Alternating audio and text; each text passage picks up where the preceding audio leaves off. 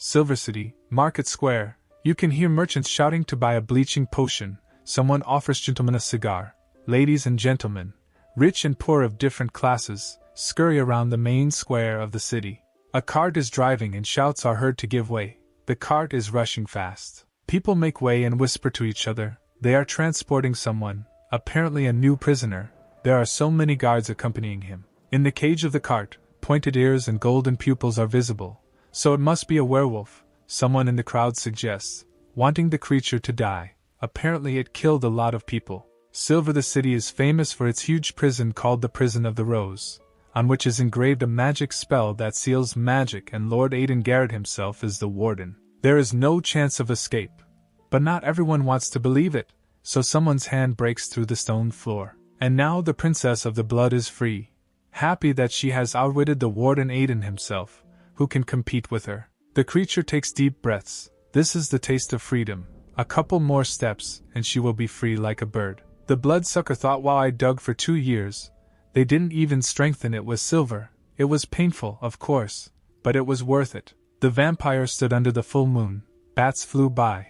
Oh the moon, oh the air. Moment Bliss interrupted a male voice calling her a complete fool and giving her a minute to return to her cell. A man in a high top hat appeared from the darkness, and noticed that Madame Vampire had 98 years of imprisonment, but apparently everything was going to the point that the sentence would be over. When she asked how he knew that she did, he replied that vampires don't need to go to the toilet, and she hung out there twice a day. She sank with such openness and clarified why he didn't stop her right away. He said that he just wanted to catch her by surprise. Then Vampirella stated that having caught her 2 years ago by her mistake, she was looking for a way out, and now only one of them would die. And then they put the barrel of a gun to her head from behind. A cute girl with ponytails named Vanessa, who served time for murder witch, calmly said that Aiden ordered her to be caught. Next came the senior witch Dylan, who languidly noted that the escaped prisoners dug for a long time. Shekrazii didn't get bored. Growling angrily, the driven bloodsucker addressed them with the words that they were the most powerful witches on the continent. Accompanied by the priests of death, the smiling necromancer Arsenia appeared, asking if the vampire's ashes could be kept for themselves. The vampire screamed why they were serving a human. The witches remained silent, doing looked like they didn't hear the question, while the captured captive was growling like a hunted animal. The man in the top hat answered for them, that there was a business agreement between them. He improved their detention in prison, and they helped in capturing the escapees. Then the vampire showed with all her appearance that, unlike her worthless comrades, she had pride, so she was not going to return to the cell. Then the man seriously said that then she would be gagged with garlic, tied to a cross and taken out into the sun. The picture was not pleasant for the vampire. She saw herself in this position and became quiet. After only a second, she coquettishly babbled, "Why is he doing this to her? She just went out to admire the moon." The warden ordered her to return through the same hole from which she came out, or he would pour holy water on her. The warden was Aiden Garrett, famous for the whole continent with his strength, accurate as shooter and a swordsman. His name alone makes the evil spirits tremble. And then at one moment he died, and our hero was called from his world into his body without having anything of his skills and experience. The only experience was the skill of a prison guard. But all the most vicious women of the continent gathered in this prison. Demons sucking the soul to the last drop of blood and dreaming of doing this to Aiden. Zombies that killed without any pity or reason. Draconids, pushing person to the most vicious desires and take away body. And here is another variety of succubus, dreaming of getting an overseer for love pleasures, seducing dozens of decent citizens. And other indescribable creatures were collected in this prison for especially dangerous criminals. Aiden walked along the corridor, turning off the lights at night, realizing that things were getting worse and worse. His name alone was no longer enough to keep him prisoners. Passing by another chamber where a creature with many snake heads Satha said to the warden that mountains no longer tremble on his behalf, and then added that now he is a piece of shit, especially after her poison got into him 3 years ago. The creature dreamed of tearing Aiden into pieces and savoring each of them, and so each of those sitting dreamed of the same. Men walked with 2 guards, hearing ridicule. From all sides one could hear how weak and pitiful he had become. The half-man, half-animal grabbed onto the bars and growled that he would kill him at the first opportunity. He had no strength left. Then Aiden summoned bright sunlight with a trick, and the half-man, half-animal screamed, It became indignant that the imprisoned also have rights. The man, meanwhile, was thinking that in 2 months' sleepless nights managed to learn only the most basic spells like this flash. He understood that any of the prisoners could tear him to pieces. He walked further and thought about not sending such prisoners to him anymore. Moving to another compartment, he saw chaos and guards lying on the floor. Who hasn't been on the floor yet, screaming at them not to move?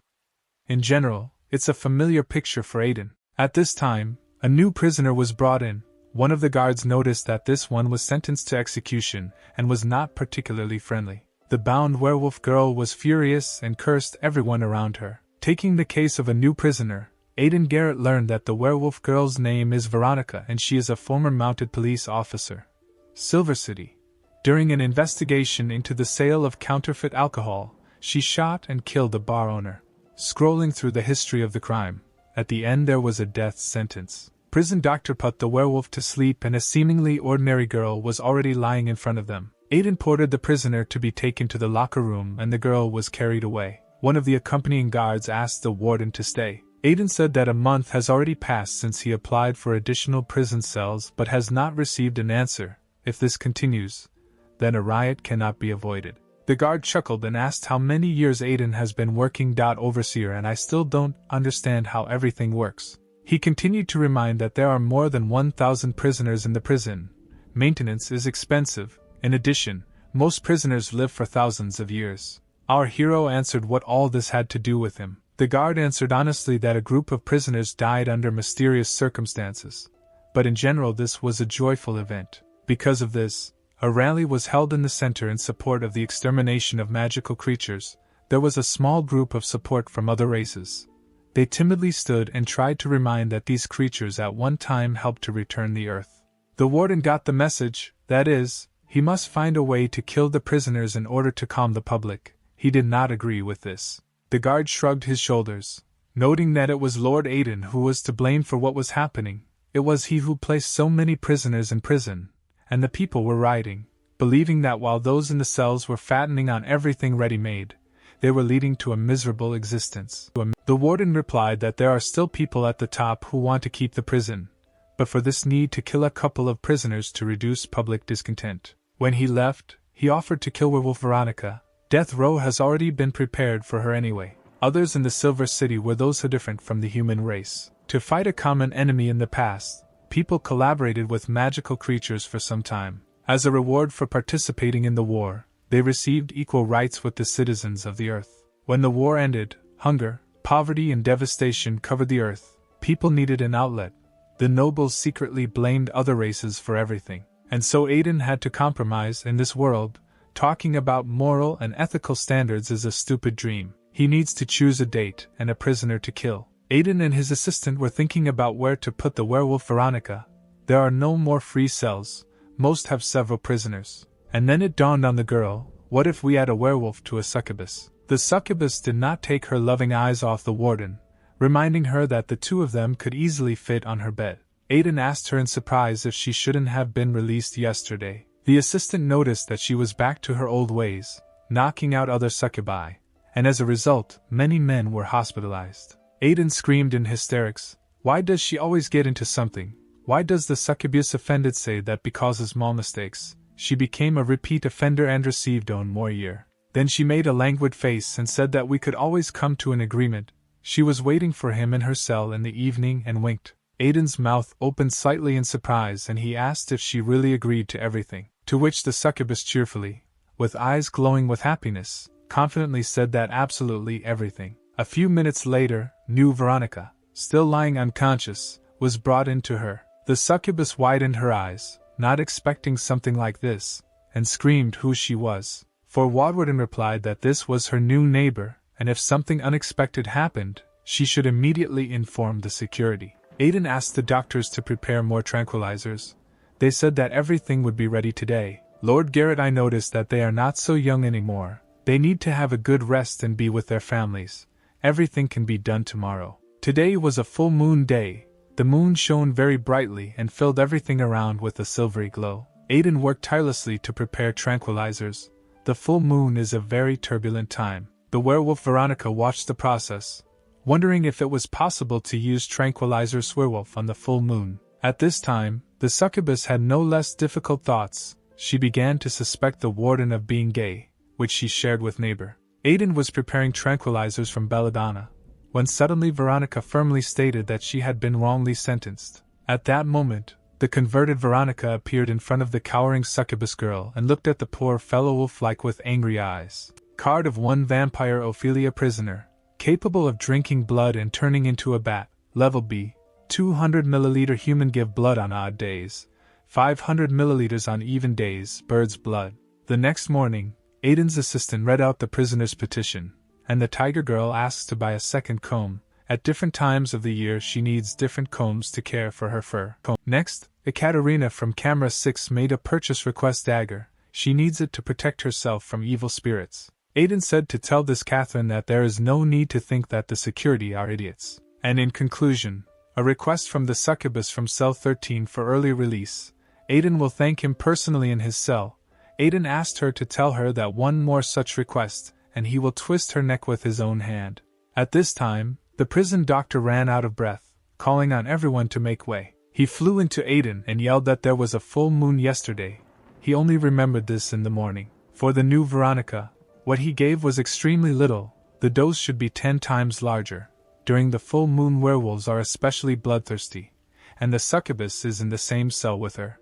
Aiden dropped what he was doing and they hurried to the cell. During this period of time, the prisoners were taken out for a walk in the fresh air. They watched as the succubus hung from behind on Veronica, and cooed something affectionately to her. The doctor breathed a sigh of relief when he saw that the succubus was all right. Aiden said that he was watching them at night. Everything was calm, nothing special. Werewolf, she behaved calmly. She even made her bed in the morning. For such a bloodthirsty maniac she behaves very intelligently. Veronica stood in the prison yard near the statue. The doctor looked at her carefully, and then asked if it was really her. Veronica looked at the stone statue of a man holding a child. Doctor said that the new werewolf is a bloodsucker. That's the reason for her obedience. Aiden was surprised what kind of subspecies this was, but the doctor replied that this is a type of werewolves that have a special relationship with people. 100 years ago, humans and werewolves were besieged by demons in a castle for several months, running out of food and supplies. Even though they were allies due to hunger, exhaustion, humans and werewolves were suspicious of each other. People were afraid that the werewolves would eat them, and the werewolves would attack and kill people. A civil war could start at any moment. And then a man named Lord Bayou killed his horse and gave it to quality food to werewolves, and also expressed his willingness to give up his dead child. This gesture greatly impressed the commander of the werewolves and the conflict was settled, and from that very moment a group of these werewolves began to bear the title of bloodsuckers. Over time, they moved away from other werewolves and followed people helping them in everything. They had to engage in sophisticated masochistic practices during the full moon in order to control their rage and live among people. And now hatred of other races flourishes more than ever, and there are very few of these werewolves at the present time, the assistant warden noted. Doctor protested against the execution of such a creature. They went to great lengths to live among people. There were cases when people beat them to death. Aiden thought about it, having heard about the nature of these creatures. At this time, a guard rushed in, shouting that the werewolf girl had gone crazy and created massacre in the shower. Aiden loaded revolver and noticed that she was apparently different from others like her. At this time, the guards had difficulty restraining the prisoners, who were shouting that there was blood everywhere, and they had not signed up for this. Aiden entered the shower room. The succubus was lying unconscious.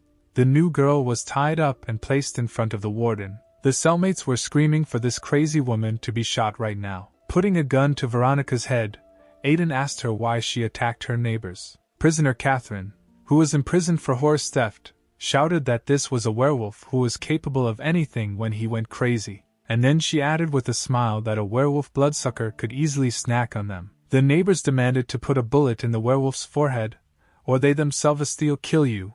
No one wants to risk their lives. Aiden stood in confusion. The guards tried to calm him down, indignant prisoners. Aiden sternly turned to Veronica that there are strict rules here and this should not go beyond the prison. He will reschedule the execution date. She has something to add. Veronica calmly replied that she had been working on this for a long time, thinks the case was fabricated. Why wasn't she allowed to speak out earlier? She calmly looked at the barrel of the gun. noting that he had obviously been waiting for her death for a long time. Aiden looked into the calm eyes of the werewolf. Calls were heard from all sides to kill her. He remembered the doctor's words that there were cases when such werewolves did not resist and were beaten to death. Aiden pressed his finger on the trigger of the gun. At that moment he imagined himself surrounded by bottles laying around in some barn. How can he live in peace after killing an innocent person? He slowly moved away from Veronica's fast revolver and pointed it upward. Aiden ordered the girl to be taken to the interrogation room, since there was not enough evidence. Prisoner Catherine of the human race, caught stealing horses, has extraordinary riding abilities, should not be allowed near horses. Veronica sat during the interrogation and said that when she entered the shower room, an argument ensued. 2 prisoners cornered the succubus and threatened her. The girl simply stood up for her, which the warden recorded and ordered the werewolf to be taken away. She shouted that he was not like that. Let him believe her, she is not a murderer. Aiden said he's read the case and wants to know where she was the day of the murder. Veronica remembered that she had detained a counterfeit liquor dealer. His wife committed the police station to appeal this decision, but Veronica did not pay attention to this. In the evening, she was found shot in the head, to which Aiden asked, if she didn't shoot, why they didn't find one cartridge in the weapon. When the victim was killed, Veronica went to visit a friend's grave in an old cemetery. It had been deserted for a long time.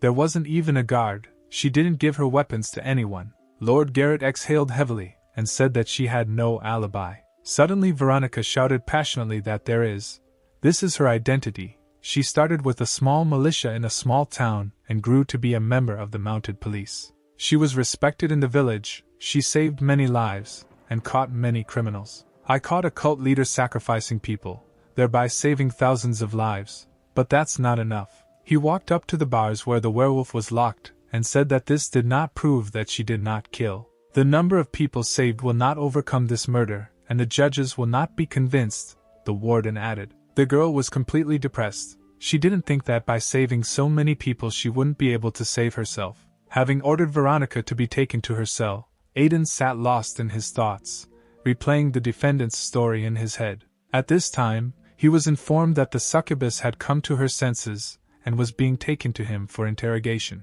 Megan brought her, although this is not her responsibility. Megan profited from the succubus's money, since she was quite rich. The succubus immediately rushed to Veronica's defense, saying that she not guilty. Then, with a proud look, she began to talk about the incident. She is a famous entrepreneur in the Silver City, and those new ones, Catherine the horse thief and Anna the pirate, lay in wait for her and blackmailed her.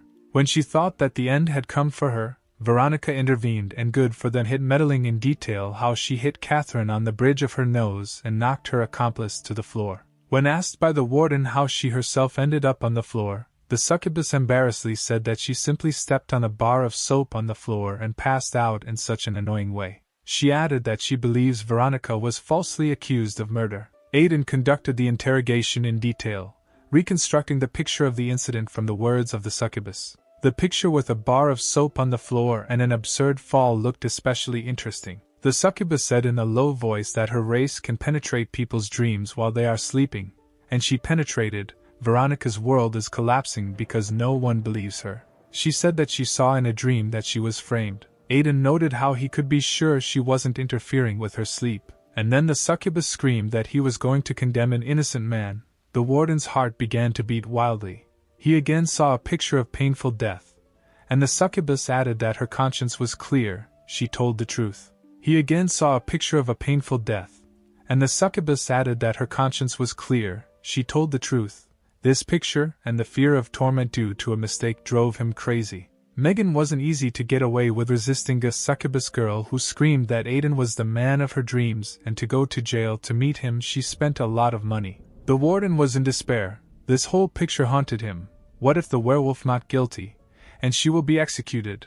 How will he live with this? He and his assistant studied Veronica's file, which said that the defendant lost control of her emotions and shot the victim in a rage. But usually, when werewolves attack, they rarely use weapons. The assistant noted, she is still a mounted police rider. It was difficult for the girl to reach a verdict, but she was more inclined towards innocence. Aiden noticed that she came to this conclusion after reading a few lines. Lord Garrett added that the more he delved into this matter, the more questions he had. Then the assistant asked what it was about this new girl that they were spending so much time studying her case. As he left, he replied that killing an innocent person was worse than eating a tub of shit. The moon was shining brightly. The succubus was leafing through a magazine with very masochistic pictures. By making rumbling sounds, she prevented others from falling asleep. She shut up when she irritably screamed that she needed it for her health. She was still young, and the millennial-old women.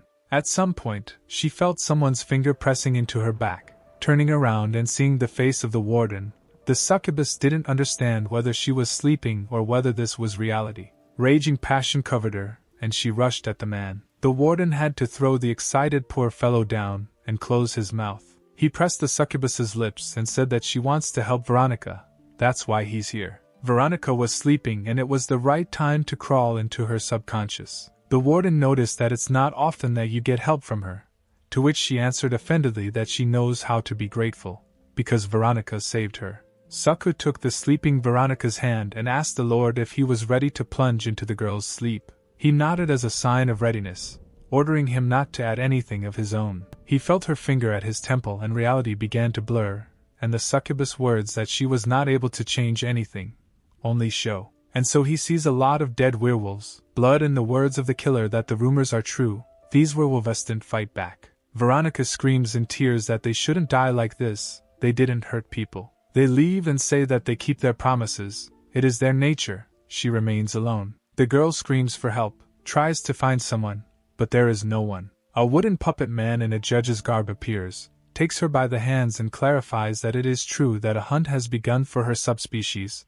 They will find the killer. Before she has time to thank you, turns out in shackles, and he, scary and tall, towers over her with burning eyes, accusing her of murdering a man. She tries to justify that she did not kill, but the terrible voices of puppets are heard from everywhere calling her a murderer. Next you can see the blow of the judge's gavel and the sentence of death. Veronica covers her ears and screams why no one believes her, she didn't kill. And here he is, the succubus again are back in reality. Veronica began to toss and turn and could wake up at any minute. The succubus asked why Garrett could not simply vouch for the prisoner, to which Aiden replied that she did not understand everything.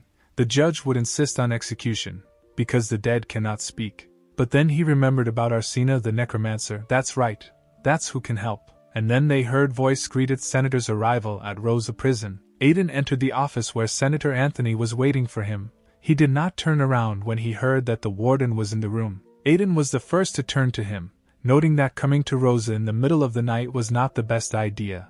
Wrong assumptions might arise. The senator, without looking at Garrett, told him to think about himself and not get involved others into your problems. In response to a silent question, Senator Anthony continued to reprimand the warden. He had heard rumors that Aiden was intensivelius investigating the case of a criminal sentenced to death, instead of killing the prisoner so that the prison does not cease to exist.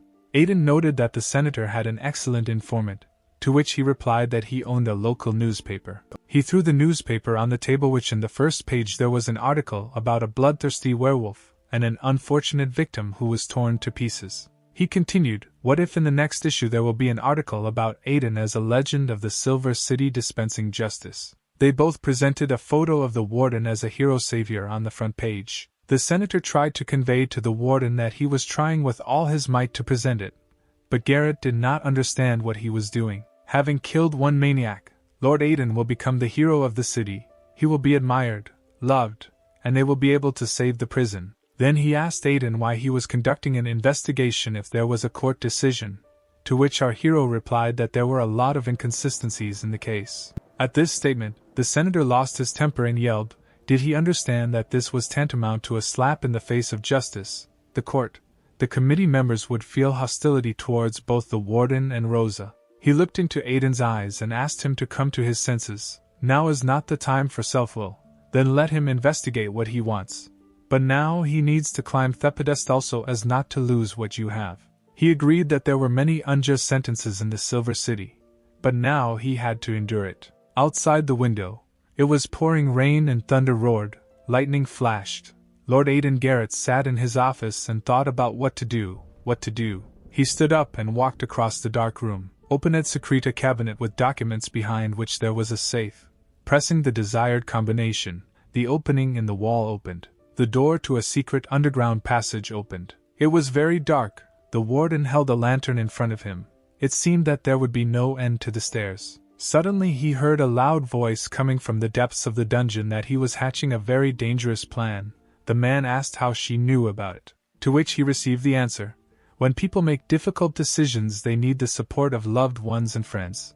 In this world she knows him better than anyone. In the dungeon sat a huge girl with wings behind her back and burning eyes, chained in shackles. She pulled as hard as she could. The shackles rang loudly. She smiled and said that he had come to her again. Our hero did not wait long and said that he was investigating the case prisoner. She looked at him with her wise and piercing eyes and added, "But he doesn't know what the consequences might be." He was once again amazed at how everything Sheknosho she appeared in front of him, huge board and checkers with symbols. Meliferia, the goddess of conspiracies, sat in front of him and offered to play. If he wins, he will receive an answer to his question. Aiden agreed and began his move, moving the huge checker. His checker was beaten by the figure of the goddess. She noticed that Aiden was absent-minded and not focused on the game. Continuing the game, the warden shared his opinion with Meliferia that someone from the top was behind the werewolf case.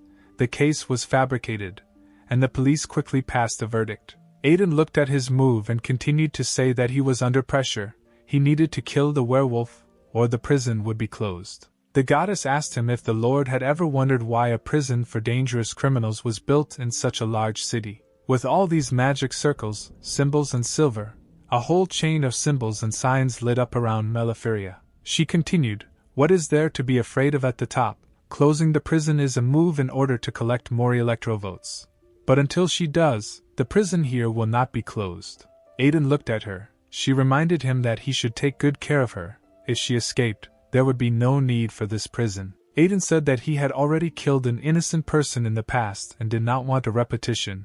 The goddess smiled and told him that he was weak in spirit. He had no comrades. How was he going to fight? Aiden told her that he wanted to use the power of the 3 prisoners with whom he had a contract. Remembering the cheerful trio, he explained that he wanted to use their hands to hide his identity. The goddess noted that pretending is one thing, but the question here is about coercing the prisoners, whether it will cause a riot, and whether he can handle it. Aiden reasoned that he received requests from prisoners every day.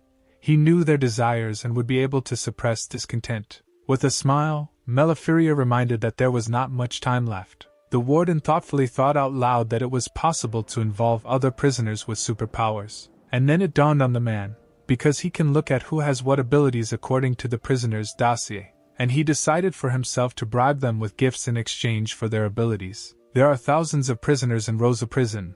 With their strength you can achieve your goal. Lord Garrett seemed to have some clarity. Puzzle began fold up. So he had dozens of possibilities and options for solving the problem. At that moment, the goddess's face leaned towards him, and she ingratiatingly asked if he knew what he needed to do to lose to her. Aiden looked at her tensely, a trickle of cold sweat dripping down his face. Seeing his fear, she laughed, saying that in mind games a person cannot defeat her. But next time she wants to play airplane chess, and this time she will let him go. He was leaving and heard her voice after that. It took her a lot of effort to call his dissolute soul into this world, so he should not let her down. The warden entered the cell of Arsene the Necromancer. Rumors about the succubus's visit to the cell were already circulating around the prison. He interrupted her and started asking about the dead. She looked at him in surprise, asking since when warden interested in corpses. Arsena herself was a living dead by birth, sentenced to life for raising the dead, causing the plague and thirstpranks, and now, listening to Aiden's request, she put on a businesslike appearance and declared that she was being exploited. She gave him a magic pendant and offered to do everything himself. Just stand next to the corpse and activate it. To his horror that such an object was with her in the cell, the necromancer reassured him, assuring him that this pendant would not free her from prison. She wears it as an accessory. She is a girl. It is part of her image. Arsena showed Aiden how to activate the pendant. Appeared before Themsomething screaming and glowing, so that the warden was thrown aside. For a couple of minutes he could not move. Arsena cooed sweetly that she had simply shown how to summon the dead. He stood with his back to her, and the girl thought that he obviously couldn't come to his senses from anger. The thought flashed through her head that people in general are nervous by nature, and a person like him certainly shouldn't be angered. She had already seen pictures of hellish flames and an abyss of fire that she was seriously scared. He still stood with his back to her. Arsina tried to justify herself by saying that she had told her not to come here. Suddenly he turned to her with a radiant smile and said since she loved books so much, how would she consider it if he brought her a couple of brand new bestsellers here? After this, Arsina was seriously frightened. She thought that the boss had changed his mind after what he saw. He left, and she wondered since when did he become so cute. At night, Aiden was already in the cemetery and was digging one of the graves. Having dug up the grave and opened the coffin, he saw that the deceased did not have a body. There was an urn with ashes. He wondered if it was possible to summon a dead man in this case. He took out the pendant and activated it as Arsene taught him. Nothing happened, then he began to try again. The pendant glowed, but no one appeared. The cemetery watchman stood behind with a lantern, thinking about who was running around here at this hour, when suddenly he saw luminous bodies in front of him, and, with his eyes bulging and screaming, ran. Aiden turned around and wondered what had even happened. When the souls of the departed glow the graves began to rise, Aiden asked for forgiveness for disturbing him. There were many of them, more and more illuminating everything around the soul stayed. He thought that he had underestimated the pendant. It didn't work with the ashes. Well, we need to look for another way. Then a dead thing crawled to his feet with burning eyes and growling, who disturbed her peace. The man said that her killer was still at large, let her tell who killed her, and he would take revenge. Dead thing hissed that she had little time. She tried to say the name. Then a flash of emerald light appeared, blinding, so that the warden closed his eyes. He saw a picture of her being thrown to the ground and a male voice asking if she wanted everyone to know that her husband had been caught selling counterfeit goods. The woman screamed for him to let her go. She paid him, and after that he shoots the woman. She dies. She disappeared and asked to avenge her. But Aiden shouted for her to name the killer. He was overcome with impotent anger that now know how to understand who it is. Although if you think about it, you can find some clues in this. You just need to think carefully. Our hero began to remember fragments of what he had seen. The man who shot the suit was typical of a mounted police officer. Probably after the murder, this man missed work in order to fabricate evidence against Veronica. A mounted police officer has access to Ponsan could well have pulled out the cartridge. The next morning Aiden came to meet Custodian Arsenal. The custodian, whose name was Bruce, opened the door to his office. Aiden noticed his uncertainty and thinness. Bruce was very surprised that he could see Lord Aiden himself with his own eyes. Putting on a casual appearance, Aiden said that he had a problem with his revolver, so he thought of stopping by here while passing the police station. The guy asked with a smile what was wrong with the Lord's weapon. Still smiling radiantly, the supervisor said that the drum was not spinning. Suddenly the guy trembled, began to sweat, and said that he needed a few days to do this, since he was very busy with work. Aiden agreed, thinking to himself that this was clearly not a killer. He remembered the physique of the killer from the vision, and looking at this frail physique of the boy he realized that it was not him. Garrett, as I was leaving I thought that I couldn't scare him off in order to go after a bigger fish. Bruce was standing in thought when his friend called out to him, remembering how much fun they had with the girls yesterday. But he was not in the mood for a conversation. Aiden couldn't get out of Bruce's head. Maybe it was a coincidence, and his weapon really broke. And then he heard a group of men gathered and animatedly discussing something. The cemetery watchman said that a man stood in front of the grave of the innkeeper, and all the ghosts bowed before him. Bruce pricked up his ears and listened as the watchman told what he saw and how he ran headlong. How terrible this picture was. He was like a ghost himself listening to new details that the deceased said thirst revenge. Her voice sounded distinct, impossible to confuse with anyone. The poor keeper curled up in the blanket out of fear and was afraid to move. Aiden decided to use a magical crystal ball to call the ravens to keep an eye on Bruce. The warden thought it very suspicious that he had hidden. Using the ball, he summoned Dolly, one of the most powerful witches. She sat as if in rows, seeing the warden with a smile, and asked how she could be useful. He reminded her of the benefits of cooperation with him. After she subdued and led away the wild animals from the zoos, Lord Aiden subdued her. She remembered that she was here by his grace. She laughed, turning it all into a joke. She's a prisoner, that's all. She was just joking. Aiden in return promised help, in terms of what she can do, but so that she doesn't take it for granted. He noticed that many prisoners do not manage to acclimatize in prison, cannot get used to the local food, and he is going to buy desserts.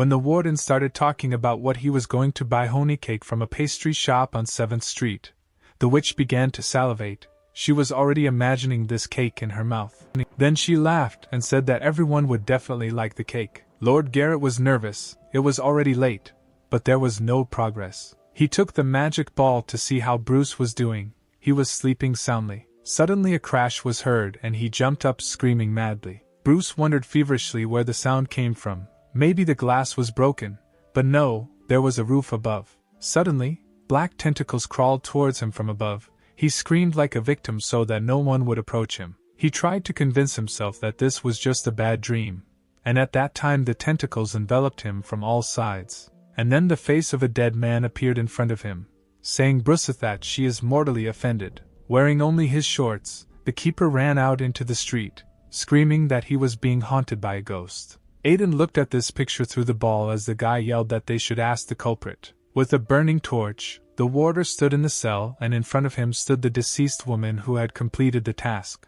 It was the dead siren, whom Aiden rested.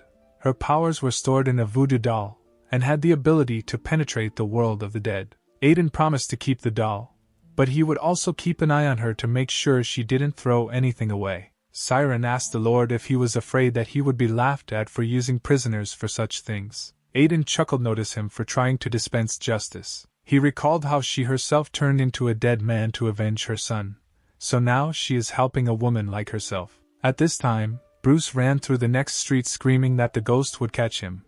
People looked at him as if he were crazy. He ran to one of the houses, knocked, saying that the ghost of a murdered woman from the tavern was chasing him. He was dragged inside by a man in a robe, asking why he was yelling so much so that the whole city would know. Seeing a familiar face, Bruce was glad that he was under the protection of Jalen. He ordered them to follow him as they walked along a dark street.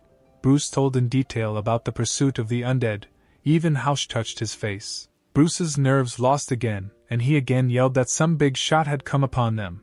His familiar ordered to close his mouth, saying that these were nothing more than the practices of local necromancers. Jalen grabbed the guy, noticing that Veronica was also involved, and if she gets out of prison, they will all be in trouble. The guy yelled that he couldn't stand another meeting with a ghost. Jalen irritably said that knowing people like Bruce is a real punishment. He took him to his house and showed him the magic system. Protection from necromancers and any evil spirits. Bruce appreciated the professional approach and asked if Jalen expected the dead tavern owner to return for revenge. He looked at the guy and said that he had many enemies, including her. If Bruce wants to stay with him, he must understand that the road to power is paved with corpses. Aiden at this time asked Veronica about Jalen, whether she knew him and what the relationship was between them. Veronica remembered how she was preparing her horse, getting ready to patrol, when Jalen approached her, asking if she had thought about his proposal. He offered her to spend a couple of nights with him in exchange for promotion. Her answer that she was not interested in him angered Jalen. He raised his hand to hit her, but Veronica intercepted it. He insulted her, calling her a dirty and shameless creature. After this, Veronica was sentenced to death in this prison. Aiden wasn't surprised. They seem to be rich. Jalen, if they don't get what they want, they simply trample on him, and he asked to tell us more about this person. Approaching one of the prisoners, he asked her how she was doing. He showed a stack of letters, saying that they were not, and it is not surprising, because whoever reads them ends poorly. He reminded her that she had unique abilities, unattainable for others. Aiden offered a deal. She helps him get one coward out of the house, proving that she can be trusted. The creature that the fisherman caught did not belong to any race. When she wrote letters to them, they all fell into madness. Having broken the window into the room where Bruce was sleeping, a bird flew in with a letter. The guy stood up wondering what just happened. Having opened the letter, his face began to change. It was not entirely clear what was written, but horror and panic began to overwhelm him. I began to feel very dizzy. Pictures of fire, chaos. The room swam before my eyes. Bruce went to the window where the bird had made a hole and looked out into the street. Jalen heard his screams and went up to him to find out what happened. Bruce, with wild screams, again in his shorts, rushed past Jalen, who was calling him. Bruce, with his face twisted in horror, yelled that the world was ending. Chaos came. Jalen called the butler and ordered him to catch this crazy. Bruce saw surreal, a picture in which huge tentacles surrounded him on all sides. There was no one else in this world except him. he felt like he was in a terrible vacuum. And then he sees in front of him the angry ghost of the tavern owner who came to kill him. He shouted for her to leave him and not touch him. Bruce lay in the courtyard of Jalen's house, seeing the butler who was trying to calm him down from the late innkeeper. As a result, he yelled at her not to touch him. It was Jalen who shot. Jalen angrily took the gun, intending to finish off this idiot, and Bruce fell at the feet of a ghost, whom saw and begged for forgiveness. The keeper sobbed and muttered that let the one who is guilty pay. At that moment, a bullet touched him. It hit his glasses and earlobe, and the guy began another attack of madness. At first he imagined a crow attacking him, but then the real picture was revealed and he realized that it was Jalen who was shooting. He was on his knees, not knowing what to do. The frightened butler ran away. Jalen again aimed at Bruce's face, saying that he himself had called for his own death. Before he could shoot, a flock of crows flew at Jalen and knocked him down off your feet, which allowed Bruce to get to his feet. He ran as fast as he could, screaming and begging for salvation without looking back. Then Heslipidan fell into a hole that looked suspiciously like a grave. Lying down, he saw a sign with a tombstone. It was Veronica's grave. And then dark shadows approached Bruce from all sides. He screamed so that they would not approach him. These were shadow ghosts rising from the graves and trying to surround the guy. And now he is already running along the city street, demolishing everything in his path, people calling him an idiot and shouting after him. In his clouded consciousness, he saw not the city square but a cemetery and ghosts chasing him. And so he approached the next one, glowing in the tombstone, and saw my date of birth, name and signature, that a notorious scumbag was buried here. He is in terrified awe whined, realizing that this was his grave. Jalen appeared before his eyes and told him that if he wants to stay with him, he must remember that the road to power is paved with corpses. Bruce realized that it was the souls of the people killed by Jalen that were haunting him. Looking at them, Bruce asked either them, or themselves, is it really possible that the same fate awaits him? The ghosts began to disappear, dissolving into a greenish fog. And so Bruce sees around him a city square on which he stands half naked and passing people pass him by. He heard that the townspeople were calling him a sick psycho who was talking to himself. And so he sits repentantly in Aiden's office and gives his testimony with tears in his eyes. He is ready to act as a witness in the case of an innocent person in this prison. He admitted to Aiden that he changed the bullets in Veronica's weapon, for which Jalen gave him money. He tearfully asked only to protect him. Aiden decided that he would be safer in prison. Jalen was on horseback looking for Bruce. He ordered the butler to find him wherever he was. A servant ran towards him shouting that Lord Aiden knew about the crime committed. Overseer followed after the suspect through the witch's magic ball and decided it was time to capture Jalen. Having mounted his horse, Aiden went to catch the criminal, ordering him to cancel all meetings. The little rat jumped off the back of the running horse and went to the cell. She ran to the one she served. Arsena the necromancer looked at the little stranger in surprise. A hand appeared from the cell and the rat jumped on the hand. The voice said that Dolly was very brave. How many times she helped out the warden, but at this critical moment she ran away. It was Dolly's witch who lost faith in mythicness Lord Garrett. She saw how the dead frightened him in the cemetery, and the fact that he turns to prisoners for help. Arsena answered the witch's thoughts. She doesn't care what the warden really is, as long as it doesn't affect her comfort in this prison, and again buried herself in reading the book. Dolly noted that she does not plan to stay in this prison remainder life. If Aiden really not real, then there is nothing to worry about at all. She saw that Aiden was in for a trap. So let's see how he gets out of this situation, she thought. Someone stood on a tree and watched the jumping warden, saying that it was time to test what she was capable of. Veronica, sensing something was wrong, began screaming to be let out. The warden was in danger. Dolly waved her hand indifferently and told her to stop yelling. The guards approached the cell. Veronica was shaking and she assured that the smell of the person chasing Aiden seemed to him acquaintances. The succubus reminded that werewolves have an excellent sense of smell. They need to release her to save Lord Aiden. The werewolf in desperation asked to be released, but they just looked at her silently. They decided that the prisoner was just taking them for idiots and wanted to play a prank in order to escape. At that moment, Aiden Friend's assistant appeared and ordered Veronica to be released under her responsibility. Besides, all the facts about her innocence were in hand and she would be released soon anyway. The guards looked at Frenda in surprise, but after a couple of seconds they turned to the cell where Veronica was sitting and began to open the lock. The witch muttered offendedly that she would complain about such injustice. Not only werewolves have a good sense of smell. The little funny elf screamed that she was curious to know what was happening. Let them tell her. The succubus declared victoriously, since she is the official girlfriend of Lord Aiden, she was personally brought up to date. Jared was rushing away from the warden when something began to attack him. He waved his hand away, screaming to get away from him. Aiden knocked him down as he walked, causing him to fall off his horse. A minute later, Jalen was lying on the ground, and the warden was suspecting him of committing a crime. At that moment, the warden's horse reared up and he grabbed the reins so as not to fly off. Sharp saber slashed, having cut the animal's belly. Aiden felt that he was losing his balance. The dead horse lay on ground. Jared and the stranger stood next to each other. The stranger told Jared to run. He would teach the warden a lesson himself. When Jared ran away, he turned to Lord Garrett and introduced himself as a bounty hunter. Hunter White was hired by Jared. He took on the most difficult assignments. So there was I am glad cut off life to the warden. He stated that if he kills the legendary warden Aiden, he will get rich. The next second he rushed at Aiden with lightning speed. He was truly a professional in his field, not allowing the warden to dodge. Another minute and Lord Aiden would have been dead, but suddenly they heard some noise. Veronica, who was beginning to transform, rushed at the hunter from above. She broke through the magical protection that White surrounded himself with for invulnerability. Aiden was amazed to see her here, how she could get out of prison.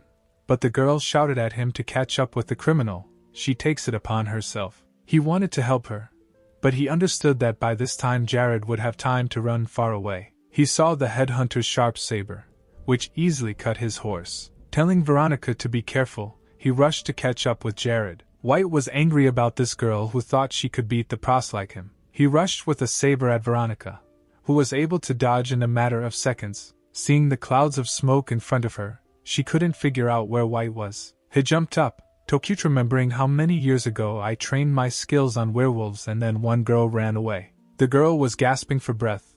Her eyes were watering. She was making her way through the smoky veil. She saw a figure similar to White and rushed at her. Veronica, gathering all her reserves of strength, hit the standing figure, but it turned out to be Cloakunter on a tree branch. He jumped out with a crazy grin, deciding at that moment to finish off Veronica. Having thrown the magic vessel, he laughed and said that she was finished. She would no longer be able to dodge. A vessel with a magic potion revived the tree, which turned into a monster. Its roots were emerging from the ground and one had already wrapped itself around Veronica's leg. At that time, Hunter sitting on a tree behind their heads, he pulled a crossbow and shot at the girl. She ran screaming. The arrows pierced and tore her skin until she bled. At that moment her eyes lit up with yellow fire, and she began to dress. Since in the body of a werewolf she was much stronger. Jared was in the city. He made his way past other people, looking around to see if anyone was tracking him, when he suddenly saw Aiden running towards him,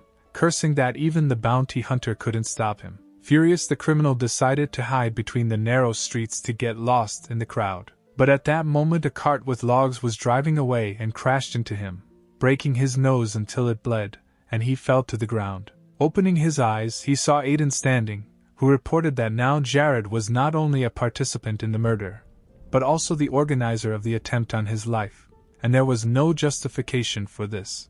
People began to pay attention to them. Aiden leaning on with one hand on the cane, with the other, holding the revolver, he pointed it at Jared, who was twisted with rage, and was fumbling with his hand in the inner pocket of his coat, taking out the weapon. Aiden fired a shot, but nothing happened, not a single bullet, but he was loading the weapon. The criminal chuckled. How can the overseer kill him now? Meanwhile, taking out his weapon, our hero cast a light spell and Jared closed his eyes from the sudden flash. Lord Garrett offered sword to his throat. Criminal croaked that he had nothing to do with the murder. Why drag him into it? The townspeople were talking about what was happening, and one hiding behind the cart, their master asked what to do in the hands of Aiden. The crowd murmured indignantly, "This is the same warden from Rosa Prison and he attacked this man." Jared decided to take advantage of the situation and began yelling that they wanted to kill him and ask for help. He never ceased to attract attention by shouting that they wanted to kill him in broad daylight. Aiden ordered him to close his mouth, otherwise he promised him something more, how just bloodshed. Driven into impotent anger, the criminal decided to use the last opportunity to escape by taking out a knife from his sleeve. He intended to sharply thrust it into Aiden, thinking that he himself would be saved, and he would go to another world. But suddenly his eyes rolled back and he began to fall backwards. Jared was killed. Everyone looked at the gloomy man who shot him so coldly. Dead Jared lay at the feet of the warden. People shouted that they had killed a man. And then Lord Garrett remembered what Veronica told him about Jared, that he was supposedly the illegitimate son of a member of Parliament. The man declared for everyone to hear, declaring Veronica innocent, the real culprit being the one he just killed. The man said that the criminal was his son. Because of his incompetence, he allowed his son to act like this. But now he could not allow him to escape responsibility. Owing to the warden asked Aiden to talk to him alone. The man lamented that it was his fault as a father if he had been harsher to his son. People tried to calm him down, amazed at the nobility of Mr. Anthony. Suddenly everyone turned around to hear a roar similar to earthquake. Aiden ran, remembering that Veronica was there, if she was okay. Anthony looked unkindly after the fleeing warden, thinking to himself that he was not finished yet. The clearing looked like a battlefield. A burned tree lay on the ground. The ground itself was scorched. At some point, someone grabbed the guard by the trousers. It was Hunter White laying in the ground. He babbled for help, expecting salvation from the one he had recently tried to kill. This is exactly what Aiden answered him. Why on earth would he save his killer? He, bulging his eyes, remarked that all noble heroes should do this. Lord Garrett looked at him as he called for the law, to which Garrett replied that White's employer was clearly not familiar with it. The owner behind the heads remembered Jared's words that Aiden, with his noble character, would definitely spare him, and in prison he would have better conditions. Aiden looked simply and calmly thinking about his own things, sighing as if realizing that this was the right thing to do. Jared, thinking what an idiot in front of him, asked him to use magic to lift the tree and free him, since he suspects that he broke his spine. To this our hero snapped that he did not know such spells, and the real Aiden was no longer there. Then leisurely took out his sword and raised it above the hunter. He realized that death was close and thought, that's why he is so weak in fights, this not real warden. Garrett's last words were to say hi to Jade, so Aiden was the last thing that bounty hunter White saw before his death. The warden didn't know where Veroni was to and began to call her. When behind the tree he saw that she had curled up into a ball. She asked him not to approach, but it seemed suspicious to him. Turning behind a tree he saw Veronica, who was in the process of transformation and without clothes. She screamed out of shame. Aiden closed his eyes and exhaled apologetically, because he thought that everything was bad with her. The girl was in half-human form. She was fumbling for something to cover herself with. Her clothes were torn to shreds. She began to pull the dead White's shirt off to get dressed. But then the warden took off his cloak and handed it to the girl. They walked along a city street. Aiden asked Veronica if she had completed her transformation. She replied that as soon as her pulse decreased she would be fine. Our hero noticed that she did not become a werewolf until the end, to which the girl laughed and said that this is her problem. In her home village and in her family, she was the only one like that, and they constantly laughed and made fun of her. Once, Grandma scattered her relatives with a broom because they were fooling around teasing her. At that time, her mother was alive, who was pregnant at that time. Then the girl suggested that it would be better if they never came to Silver City. Aiden agreed with her, noting that with a character like hers, surviving in this vicious city is really difficult. He invited her to return to the village after her release. But Veronica sadly shook her head. She is ashamed to return, because she boasted so much that will break out in people, how she will now look into their eyes. Suddenly they saw a crowd of poorly dressed people. Aiden wondered why there were so many poor people here. There were old people and young people there who asked the police where the Rosa prison was located. Veronica looked at them and couldn't believe it. These were her fellow villagers, relatives. They were looking for her. Local residents passed by and waved them aside as if they were annoying flies. She suddenly remembered how they all came out to see her off and asked her not to forget them, because the village would always be her home. When Veronica left, she promised to save up enough money and treat them to the most luxurious restaurant Silver Cities. The girl ran away shouting that she was here. Within a couple of seconds she was hugged by a crowd of people who loved her. Granny I hugged her close, not wanting to let go. She cried while looking what an adult Veronica began, to which she, beaming with happiness, asked how they ended up here. They said that as soon as they found out that she had gone to prison, they decided to go to the city. There was no post office in their village. It took them half a month to get here. Then Veronica looked at their feet, worn-out shoes, some with toes sticking out of their shoes. They jabbered that they were looking for her all over the city. No one thought that she had been arrested. Seeing the person approaching Aiden, Veronila burst into tears and asked him not to laugh at her. The crowd started shouting at him, "Why does holds the girl?" To which he hastened to reassure them that this was a misunderstanding and soon Veronica will be acquitted. A couple of gentlemen in expensive clothes looked at the residents. A man embittered barked, calling the crowd poverty, which is no to load walk around the city, but you need to sit within them slums. The girl and the baby offered to go back, since everything was resolved so well, but one guy said that Veronica had promised to feed them dinner in a restaurant. Then someone pulled his ear painfully and hissed that it is impossible for their Veronica to be seen with a crowd of villagers. She is now a city dweller. The girl was very uncomfortable, because she had no money and she felt ashamed. Then Aiden intervened and said that they had come such a long way and should stay here for a couple of days, and Veronica had a bonus in her pocket. The girl widened her eyes in surprise. What kind of bonus? The villagers were no less amazed. Having rummaged in the pocket of the cloak that the warden gave her, she saw a bunch of coins. They were gold pounds. People opened their mouths. For the first time they saw this empire's money with their own eyes. The girl held the money in her hands, not knowing what to do. Then Aiden said, "How about feeding everyone in the restaurant?" At this time, the out-of-breath Frenda ran up with 2 guards. She breathed out a sigh of relief when she saw the lord alive. He cheerfully turned to his assistant and invited her to go and have dinner with him, Veronica and her friends, at the restaurant. And then, glancing at a back couple gentlemen who froze like statues, that there will always be those loafers wandering around the city who will blurt out indecent things towards decent people. Frenda took the hint, took out a weapon. Her partners did the same and menacingly headed towards the gentlemen. They ran screaming and cursing. Left alone with Veronica, Aiden asked her to accept this money as moral compensation for this whole misunderstanding. A noisy crowd walked down the street. Frenda offered to accompany them, and Veronica could not believe her luck. She turned around and saw Aiden standing and looking somewhere into the distance. I wonder what he was thinking about. The girl covered her face in her cloak, pulled her hat over her face so that her tears could not be seen, and followed the crowd. Veronica's case went well. Everything was resolved successfully. Anthony did not take a lawyer. During the interrogation, everything became clear. Everything fell into place. It was pouring rain. Anthony did not notice it as he walked past the crowd. He willingly shot his son in the back. It was so different from his usual behavior. Aiden and Frenda looked at him and thought he did it to incident did not become public knowledge so as not to lose his status as a member of the government. Or there were worse things lurking here and they could come to light. After the case was over, Veronica and her fellow villagers returned home to the village. And so he plays with the goddess Melanphyria in the dungeon, who was interested in whether the prisoners had received the promised benefits.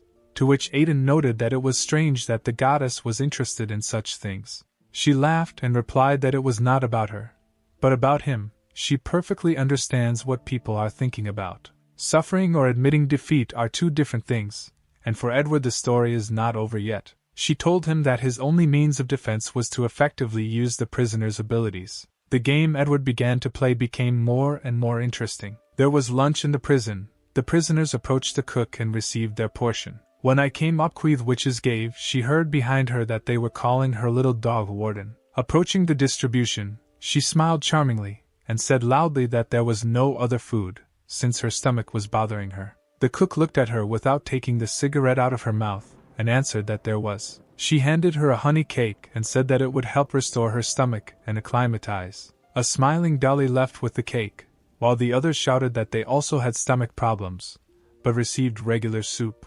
The necromancer came to the library. One of the prisoners said that she need not look for new books, there are none. The guard bent down and said that they had brought one new one and she had not put it out yet. Happy Arsena ran with a book in her hands, while the girl chased and shouted that she would wash her socks if she gave the book back. Arsena opened the book as she walked, remembering that it was secretly distributed among prisoners only for special merits. The book was about the desires of exotic animals. Towards the unknown Maritimia, forest elf came to the creature, declaring that she was now her translator and that the warden had sent her. Wood elves were good at reading emotions, and any language elf is a carrier of emotions. The succubus was taking a shower when behind her she heard the familiar voices of a pirate and a horse thief. Horribing's hands asked that there was no security anymore, and where was the money for them? They saw a bag of money and burst out laughing. They said that she had become smarter since she had already prepared everything. At this time, the tigress Philip and the dragon-born Camilla approached, asking the succubus how to beat these impudent people severely. The succubus just smiled with pleasure. She remembered the warden's promise for her help. When he left the cell after penetrating Veronica's consciousness, she asked him to give her the 2 offenders, since they went unpunished. When he left, he tossed it to her so she wouldn't overdo it. Standing under the streams of water, she smiled lustfully, and told the performers to beat these 2 half to death. The master was sitting in his office and gave the order to inform the Queen of Ants that her precious daughter Rose was in prison. The servant tremblingly asked if this was the one crazy, which experiments on people. He replied that yes, Aiden will now be responsible for everything. The wood elf Gilala was one of the prisoners, but with some privileges. Not fast, short, inelegant, and not deadly. This is not about her. Gilala looked like a cute, plump baby, which had its advantages. This sweet creature ended up in prison due to a drug industry misstep. When she was literally brought in like a rabbit, she thought it was the end. But she had a really good time, went out and walked around the prison. Frenda was interested in order whether no one offense. But popularity also has its downsides. Not all prisoners understood her, why her ability to read emotions made her a prison translator. But in fact, her work was very important. The problems of prisoners, for example, how constipation in a sea creature can lead to riots, conflicts, this like a butterfly effect.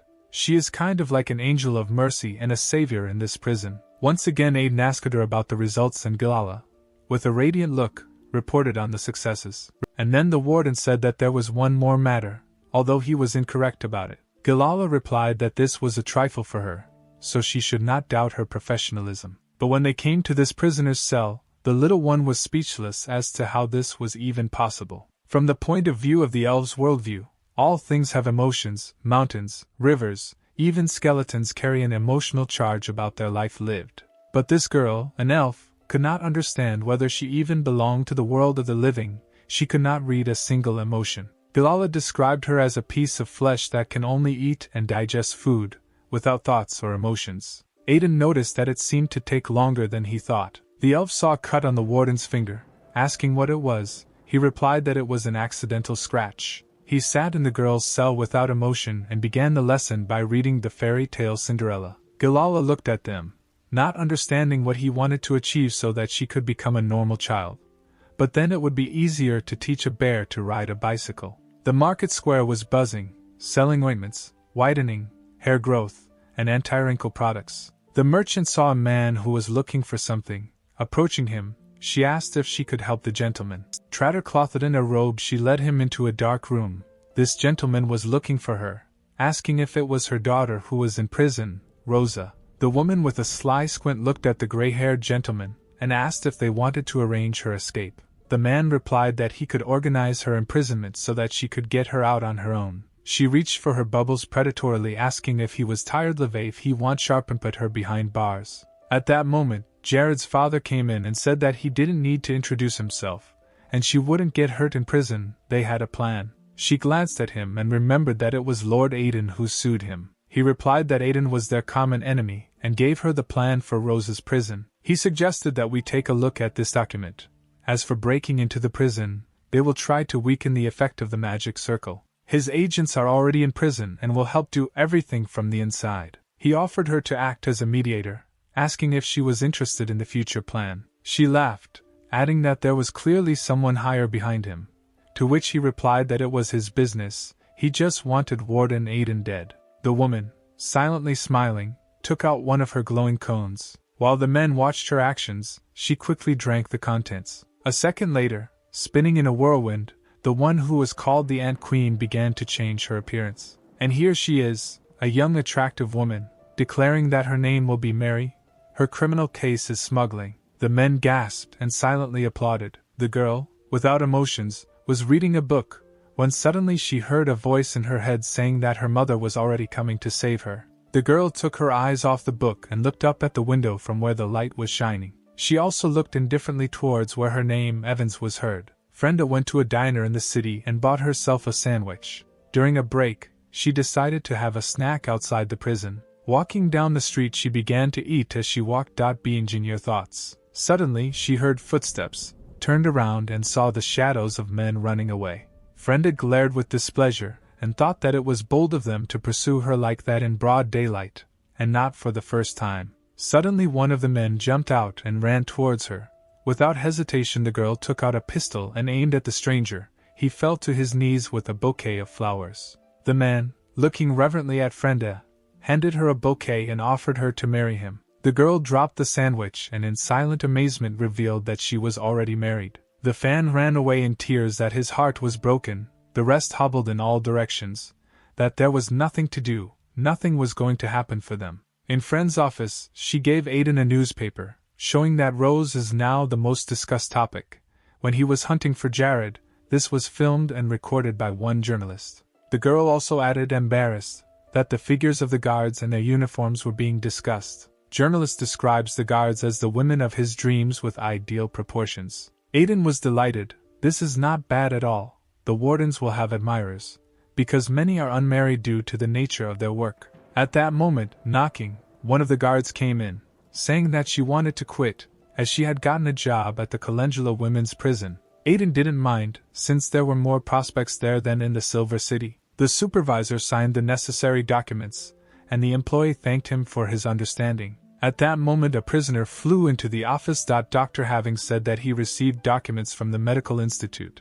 Then Aiden thought that he too had decided to leave. And they were not the last. Statements came one after Another's courts about care. It was at night. Surprising Lither was little security. Negotiations began in the cells about what was happening. The Wood Elf was very worried. She felt a tense emotional background. Aiden didn't have time to sign his resignation letter the next morning. Everyone was contacted from somewhere and offered good positions. Frenda heard the girls talking among themselves.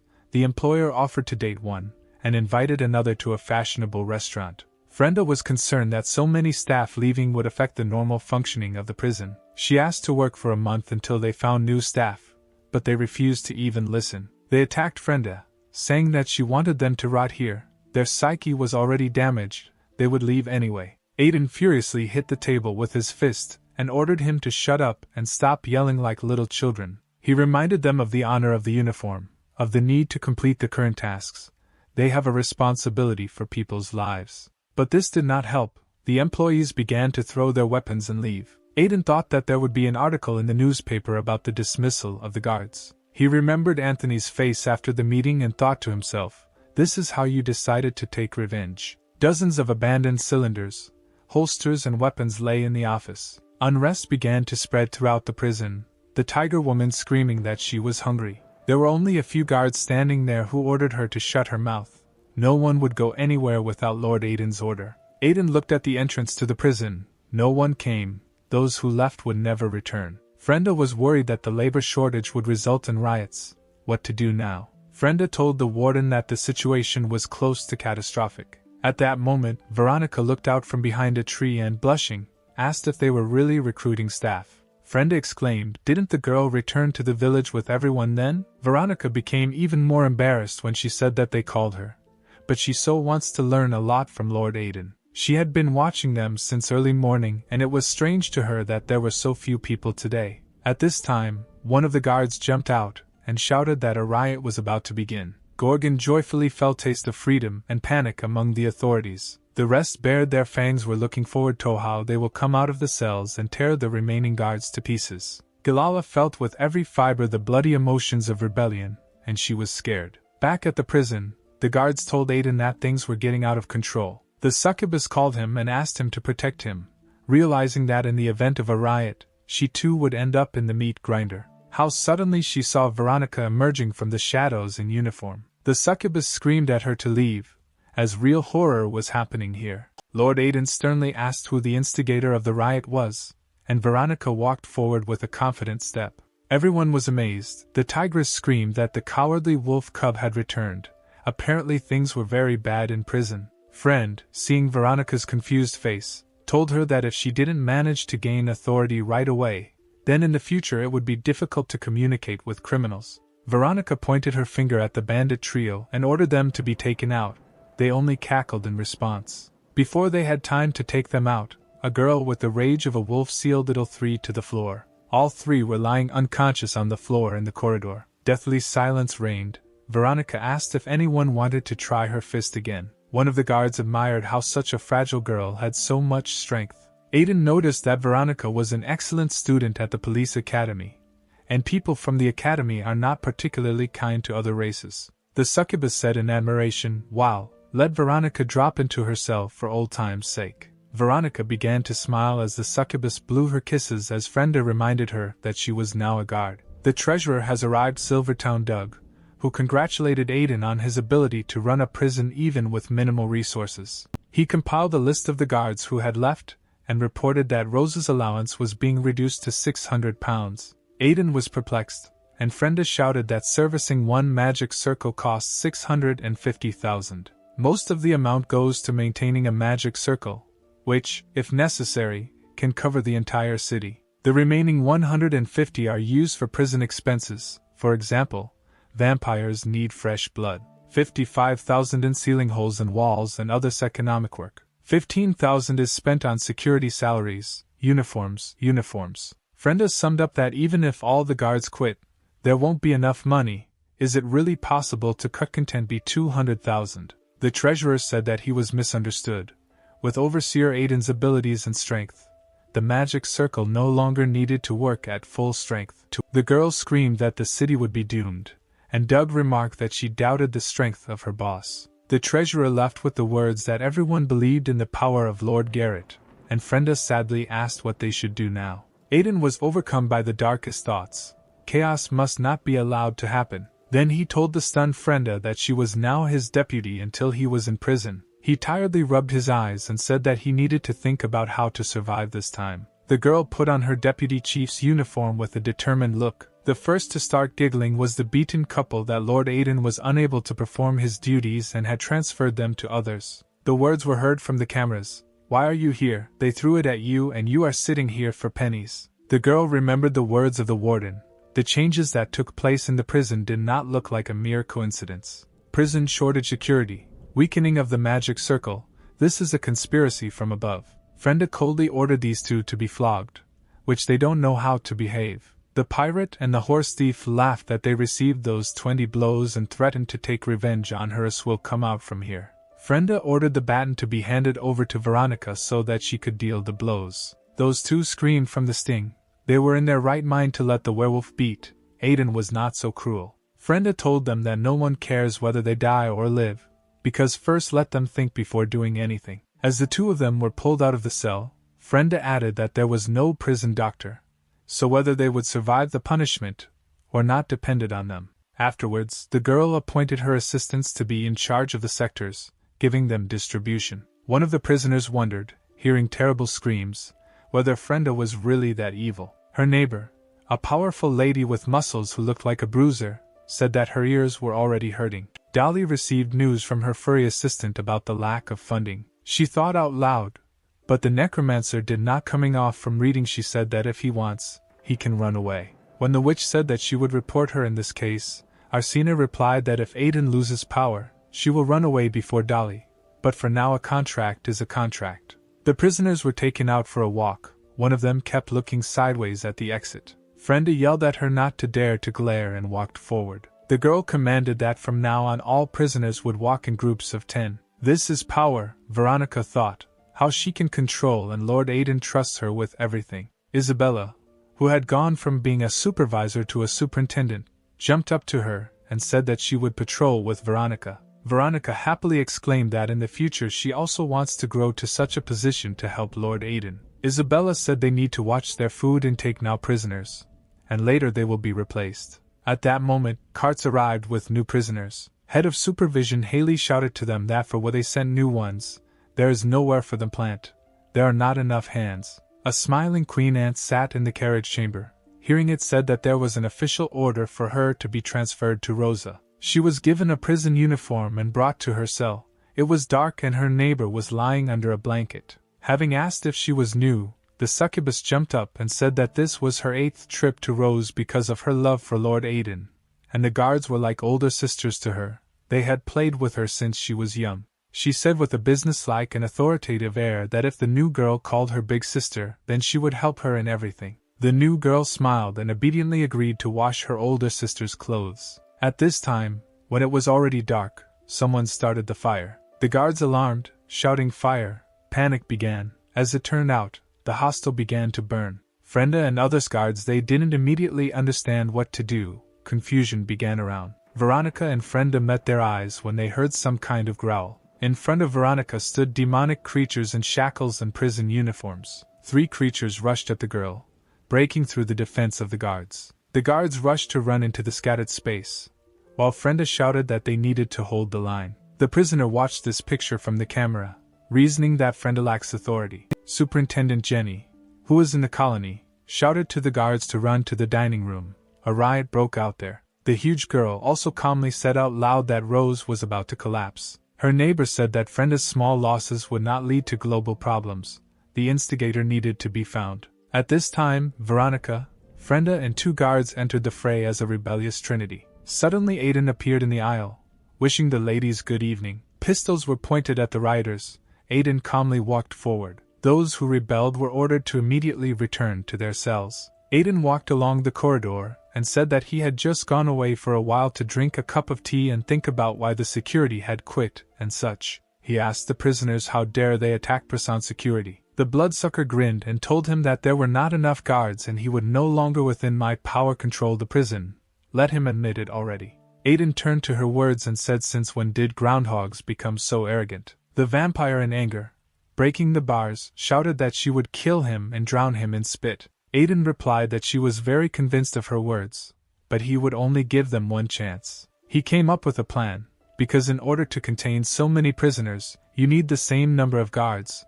Quickly recruit will not work. And if some of the prisoners are made voluntary guards, he will kill 2 birds with 1 stone. He understood how risky it is, but there was no choice. He ordered Frenda and Veronica to follow him. The cells would be open. The Queen Ant looked and thought what this guy was up to. By opening the cameras, chaos would begin. Succubus with curiosity was watching what was happening when Mary asked permission to ask her. She left and said asks, then the cellmate, smiling radiantly, asked if she knew a prisoner named Evans, who is also called the Reaper of Dirty Blood. The succubus looked at her suspiciously, asking why she decided to be interested in prisoners, to which Mary, still smiling sweetly, justified that she was simply the number 1 killer, and there were legends about her, just curious. The succubus said that she already thought that she had decided to choose another mentor, although she wouldn't have been able to do it. The succubus said that Ivan's privileged a prisoner.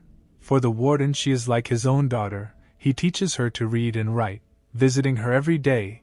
Then she added that she is not jealous at all, considering that she and Aiden are an unspoken couple.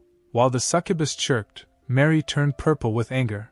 Her Evans was like Aiden's own daughter. She remembered how she showed her daughter people, calling them bad and those who wanted to kill them, she needed to get rid of them. Her baby then destroyed everyone when they ran to kill the queen and screaming that she is a heretic. This girl is her ideal creation, the best of all. The girl used magical power to create such a powerful wave that all these little people burned. People were burning alive, and she was proud of her daughter. The girl asked if those people were dead. Everything around was strewn with charred skeletons. Remembering this, she squeezed the succubus so much that she screamed that she wanted to break her or something. Aiden informed Friend of his plan. She understood his intentions to release the prisoners in order to discover the instigator. Aiden told her that tomorrow during the prisoners' lunch they would meet in a secret place. Friend, walking along the corridor with Veronica, whispered to her that Lord Aiden wanted to tell her something, but he was embarrassed. Veronica said that she could handle everything, but Frenda whispered in her ear that after the transformation she tore her pants and needed to take another set. Veronica, with her cheeks burning with shame, saw that she was walking around with a hole in her pants, exposing his butt. The Gorgon stood in complete embarrassment, and could not believe her eyes that the cameras had actually been opened. Standing in the prison yard, the prisoners whispered about what Aiden was up to. The prison gates were also open. Who would risk it? Laughing, Isabella with a camera asked who dares. They just need to go out and they are free. Prisoners they offered to try the Gorgon. They say she is fearless. Everyone looked, but was afraid to be the first. The Gorgon seemed to want to, but remembered Aiden's hellish punishments and refused. The fear was stronger. She remembered how he held her over the fiery crater, and said that he would leave her until the morning. If in the morning will survive, then he will take it. At this time, a chicken jumped out clucking. The cook screamed to catch her as it was their dinner. Isabella tried catchbird, but it jumped out and clucking found itself outside the prison gates. Everyone pointed their fingers, and lo and behold, the chicken calmly walked to freedom. The Gorgon joyfully pointed at the chicken and said that since it was nothing, then they definitely shouldn't be afraid. At that moment, a bright fiery pillar of a magic circle rose up, causing everyone to recoil. A second later the carcass fluttered out burnt fried chicken, just in time for dinner. Isabella yelled that it took her so long to set up magical the circle is not for a chicken to step on. At that time rebellious prisoner grabbed the forest elf, saying that since there was a lot of garbage here, it could be thrown like bag with sand to break all circles of protection. Prisoners they watched in horror as Croza asked for help, dangling her little legs. The tiger woman said that there are not many circles here, you just need to rush everyone at once, and you don't need to kill anyone. The one holding the elf growled that they were prisoners. Let everyone see what would happen to Aiden's minions. She picked it up and was ready to throw Galala when she was shot. The warden noted that prisoners who did not want to escape should not be involved in this. The second added that they are still prisoners, so let the mayor watch behind the words and think what they are doing. One of the guards announced that those who do not want to escape will return to the cells with the other satyrs like Ken and Fodder. Tigress noticed that it had become much cleaner, and suggested discussing what to do with Aiden, when suddenly she looked in horror at the person who came in. It was her Mrs. Austen. This was the princess of the house of Manhwas, ruler of the beast men. She ordered the prisoner to stand up, since she still disgraced their family by submitting to weaklings. She stated that when the magic circle was no longer needed, she and the others came to have fun. The rest of the rulers noticed that they were leaving, but there was no need to run away. This would lead to war. Let them continue in the same spirit. Mary looked at their seals all over their bodies, thinking about what ancient demon they served. The beast people had their own deity named Malbus.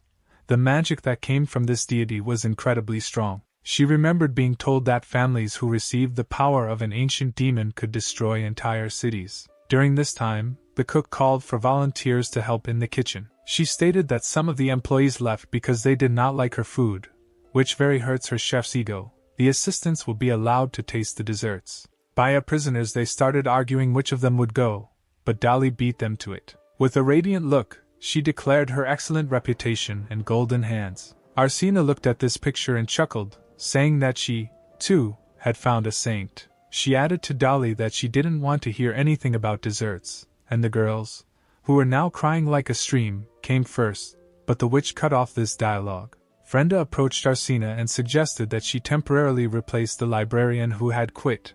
Anything was better than sitting in a cell, and all the books would be available, to which she beamed with happiness. She ran so that Dolly managed to see her back and also threw it to her. Look how she changed her shoes. Mary watched them, thinking how small the world is since she met this couple here, and Dolly seems to be doing absolutely nothing since she is going to cook. While holding a secret meeting, Aiden and his team discussed that all dangerous areas were being monitored by his agents. Prisoners would consider the prison gates a potentially dangerous place. Mary also played her part, studying the map that Anthony gave her, all the prison passages where there are the least guards, calculating the actions of the warden. She figured that the magic circle and the guards wouldn't within my power to control everyone. They gave the prisoners conditional freedom of movement, and Evans refers to her as the golden prisoners. Aiden let Evans go, saying that classes were over for the day, and the girl also said goodbye to him. Meanwhile, two of those whom Aiden was waiting for ran. He knew that the barrels of alcohol were a smell wherever you are. The thug inhaled the smell emanating from the barrels and asked who they were for, to which the supervisor replied that it was payment for overtime work. Having caught them in a trap, he casually pointed to the prison land, saying that it needed to be cultivated. We need to gather people to plant and grow vegetables for the prison canteen, but he is afraid that the prisoners will make a mess, so he will need Securitido some work overtime. The brute with burning eyes offered her help, because she used to be the leader of the mercenaries. She asked me to leave this work to her. She didn't need the money, but she hadn't drunk good wine for so many years. Aiden deliberately thought about it, and then said that he would give her a chance, and besides, he would save money. At the same time, with a charming smile, he drew her attention to the area, she couldn't do it alone, and time was running out. The astonished girlfriend of the thug stood with the look of someone who had been struck by insight and awareness. Aiden nodded in her direction, saying, "Ask her." She understood what needed to be done. The brute, whose name was Lysel, came up to stunned friend Aya and asked what kind of charades she was playing here. While Aya explained that Aiden wants them to attract other prisoners, but then they will be like white crows and considered servants of the warden, Mary listened to their dialogue. Lysel was called the Butcher. She had eaten a dozen mercenaries who destroyed 1,000 vampire knights. The Ant Queen stroked her daughter's head, admiring Aiden's ingenuity to get out of a difficult situation by bribing prisoners. Then she turned to her daughter, saying that it was not time to wake her up. Let's wait for the right moment. It seemed that a shadow of sadness ran across the grandfather's face. She remembered how they killed. Her mother wants to repeat the past again. When dusk came, Mary took the stone to attract the attention of the guard, revealing a scar from the abdomen, from which purple tentacles were visible spreading in all directions. The warden told her to leave. There was no one else in the area except them. Mary closed the hole in her stomach and followed the guard. She asked security guards did she find someone else in mind, to which she replied that she could attract the vampire from cell 56. Meanwhile, the bloody princess is angry, threw it away your dinner pork blood. She was told that this was a punishment for escaping. She should be glad that she escaped with only pig's blood. She shouted Idina message to keep you awake at night. Squeezing bottle of blood, she felt her hand burning and threw the bottle away. The blood spread. The vampire was burning and smoking from the anger that gripped her at the warden. At that moment, Mary entered the cell and stepped on the failed dinner. Vampires, she said that she came to her on business. In a rage, the princess of the blood rushed at the impudent one, declaring how a commoner dares to touch her dinner,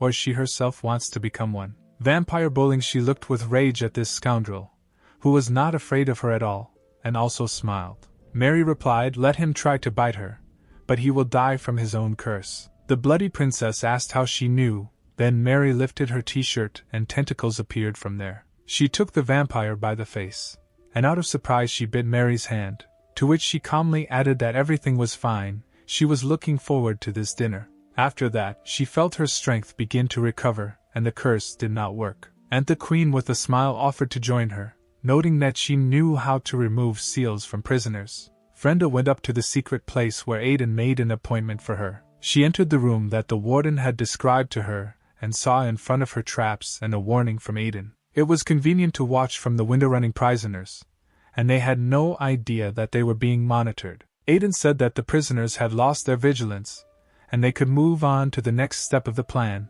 He divided the prisoners into 3 types. This division will help properly allocate resources and control prisoners for your benefit and benefit. The first type is the bloodthirsty. Because of their instincts to kill, they cannot be re-educated. These are the main rebels. The second category is those who, for various reasons, had to end up in prison. A striking example of Gilo, they are neutral in type. The third category is those who came here because of the external environment. Here they feel more comfortable than in freedom. These are ideal prisoners. The main task is to create a faction and find the boss, play off prisoners among themselves. This will be the opportunity to save Rosa and neutralize the instigators of the riot. The ants crawled towards Wall's prisons feeling his mistress. At this time, the vampire whose seal was removed, tearing out a piece from her chest, splashed her blood. Her bloodthirsty cellmates saw that the seal had been removed and realized that vampires could use blood to make weapons, and they tuntage it rid off seal sand, regain your full strength. The bloody princess assembled a team by entering into a deal with Mary, promising prepare a potion that will remove the seals. Mary, leaving to collect materials for the potion, gave her the order to gather as many people as possible. Tigress and her partner were wary when they learned that this was a new girl. Who she was, like they would say that she is a smuggler. Then she decided to show her power of black transformation. The prisoners recoiled in fear. Each of them their tentaclesh made a kind of seal, promising that when they were free they would buy an anti-parasitic potion, but for now this was her safety net. She also threatened that if anyone revealed her identity or did not comply, he would be killed. The Gorgon watched as worms crawled into her hand and muttered that everything was clear to her. After that, she didn't want to argue. The prisoners left the dining room after the meal, satisfied with the food. I wanted something like this, goodies were there every day. The warden stopped the prisoners who were going to their cells, declaring that they were being moved to new ones. This applied to everyone staying in Rosa.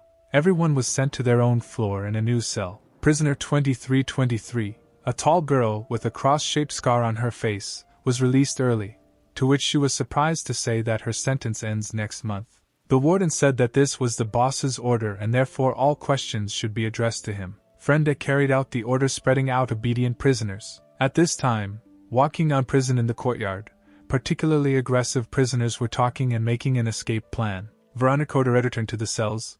They began to resent that they were given 3 days of free movement. Tigress suggested not to anger the guards and calmly returned to the cells. Veronica brought her squad, asking Frenda where to accommodate them, surprised at how smoothly everything went. Frenda noted that when the rebels behave resignedly, you need to be especially vigilant. The huge pig woman screamed why her cell was occupied, and security immediately headed towards her. They issued an order to change cameras due to bad behavior. The aggressive group immediately flared up. Why do these have to happen? Orders. But then the Gorgon stopped them, saying, "Is this bad? Now all like-minded people are nearby and will be able to talk." Keeping your eyes on this, Mary watched, trying to uncover the boss's plan. Suddenly it dawned on her. She remembered that the cells marked in black from Anthony's plan were used to house the noisiest prisoners, since they were well soundproofed. The Tigress was yelling for who wants to join, but she was not heard or her distorted. Someone even yelled that they were not allowing me to sleep normally. The roar of the riders was loud, so loud that many simply covered their ears as their heads were buzzing. Mary concluded that they decided to make fun of the rebels this way, but in this way Aiden was simply stalling for time. Then she heard someone say that if they continue to feed her like this, then she is ready to live here forever. Others supported her by saying that outside there is only suffering, but here it's like in a sanatorium. The Queen of the Ants shuddered. It means that not everything is so simple. There are a lot of like-minded people here, those who like it here. So Aiden's layout was carried out. Prisoners seated according to the classification, where they were satisfied with the prison. Those who asked others that you really want to stay here are happy with everything. And the red zone was someone who was ready to explode at any minute. And the central chamber stood out in the middle. This chamber was for the prisoners chosen by the Lord. They became Lissel and her friend and advisor Aya, the ones Aiden bet on. Frenda shouted to Lissel was studying whether she is selecting prisoners for outdoor work. The warden is waiting for the list. They were silent, thinking that they had become Aiden's servants and everyone would know about it.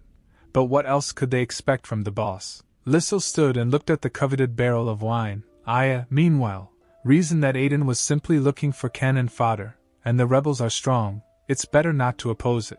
The thug asked her friend whether to refuse the warden, but standing in the cell and thinking, her partner replied that the situation had changed. She pointed out to Lissel that they were in himself center, and around them the prisoners were gathered in a special way, in sectors. These were guys with mind-orders like a killer giant Julie, who licked her lips and asked to tell where the thug got the alcohol. She smelled it. Orderpeeth werewolf Fox Mendy, who is being sought at large. She is a master at seducing men, having learned about work in the fresh air. The first thing she does I think, will there be any handsome guys there?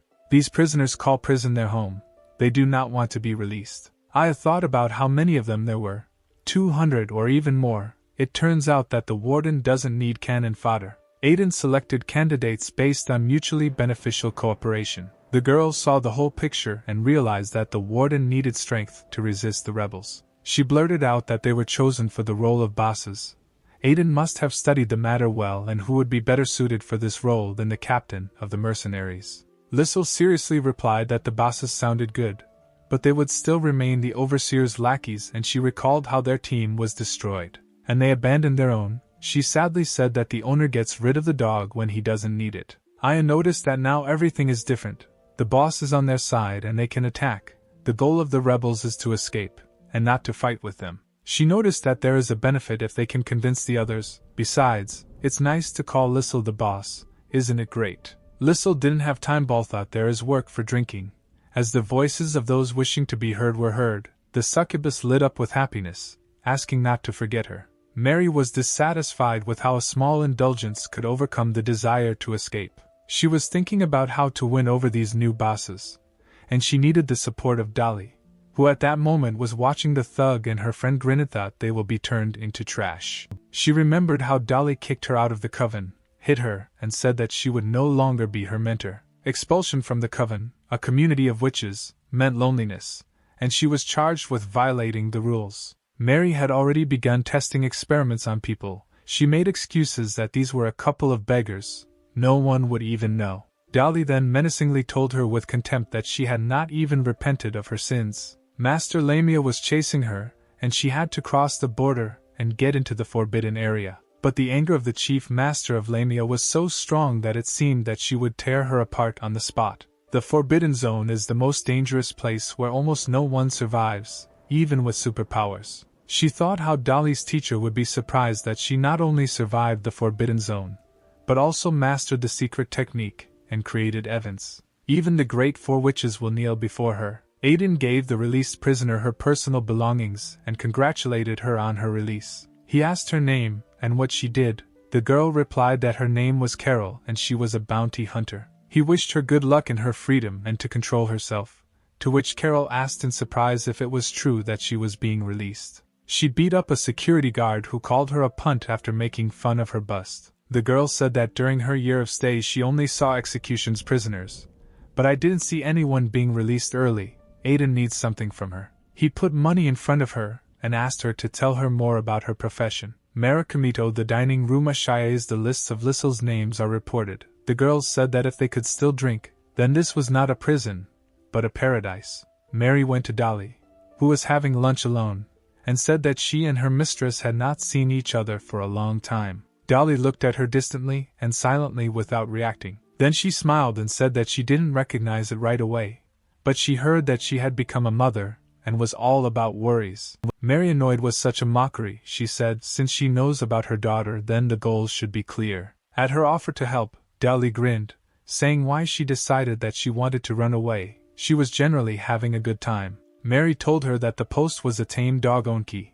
This is not what a witch like her could dream of, and he didn't give her the best job. Dolly did not deny it, and noticed that her former student was quite observant. Mary, realizing that the witch trusted few people, decided to prove her sincerity to her by releasing her tentacles. At this moment, a satisfied Aiden received a list of people willing to work. 202 prisoners were found, which is quite enough. He voiced a plan to grow potatoes.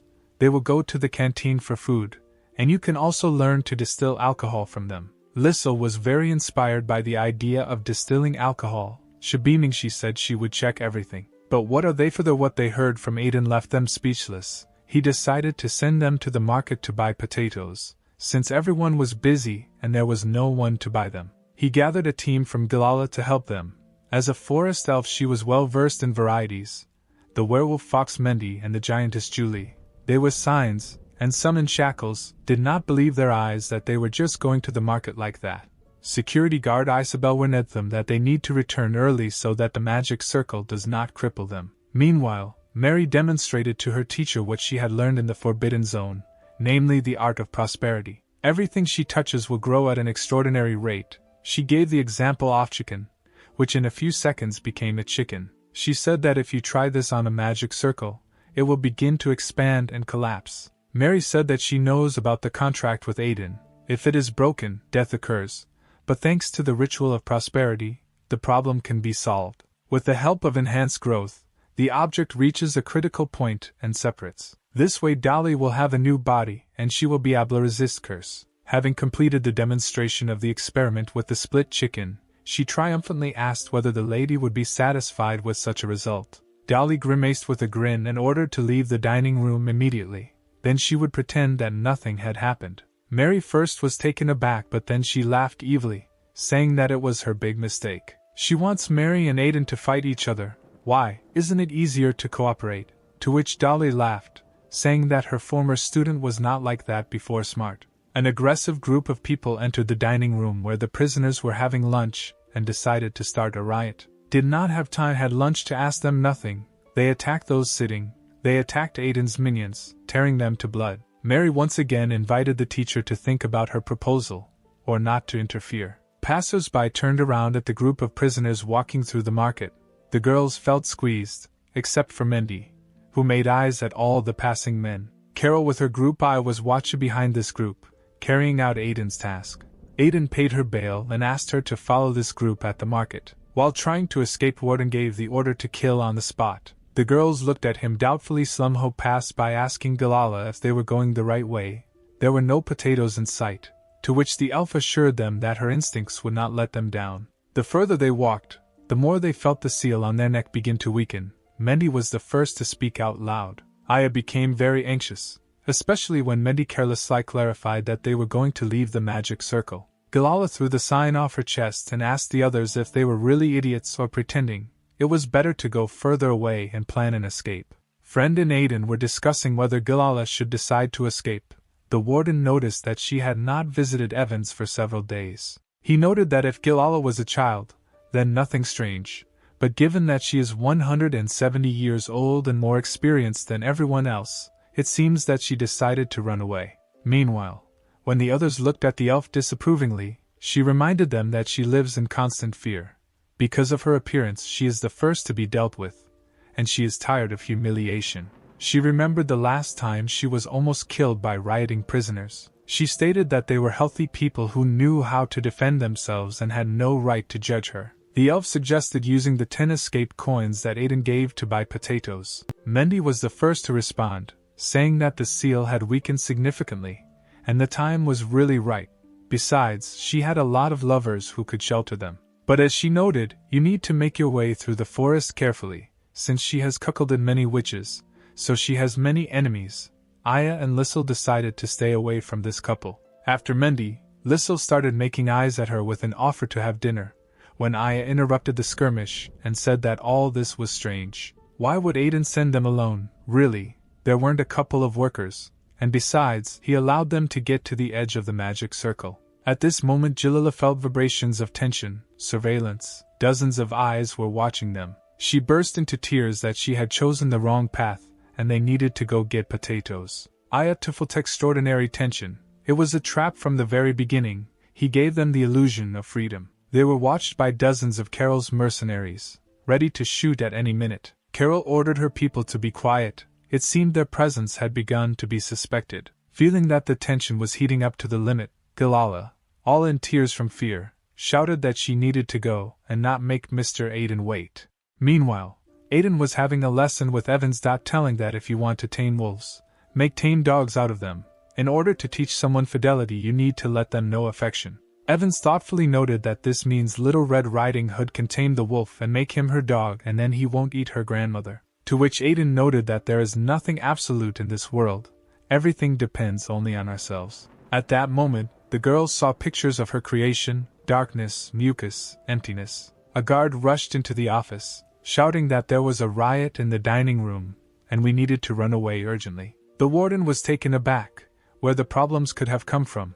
Something was wrong here, he had missed some detail. Mary enters the dining room and all the prisoners are eating there.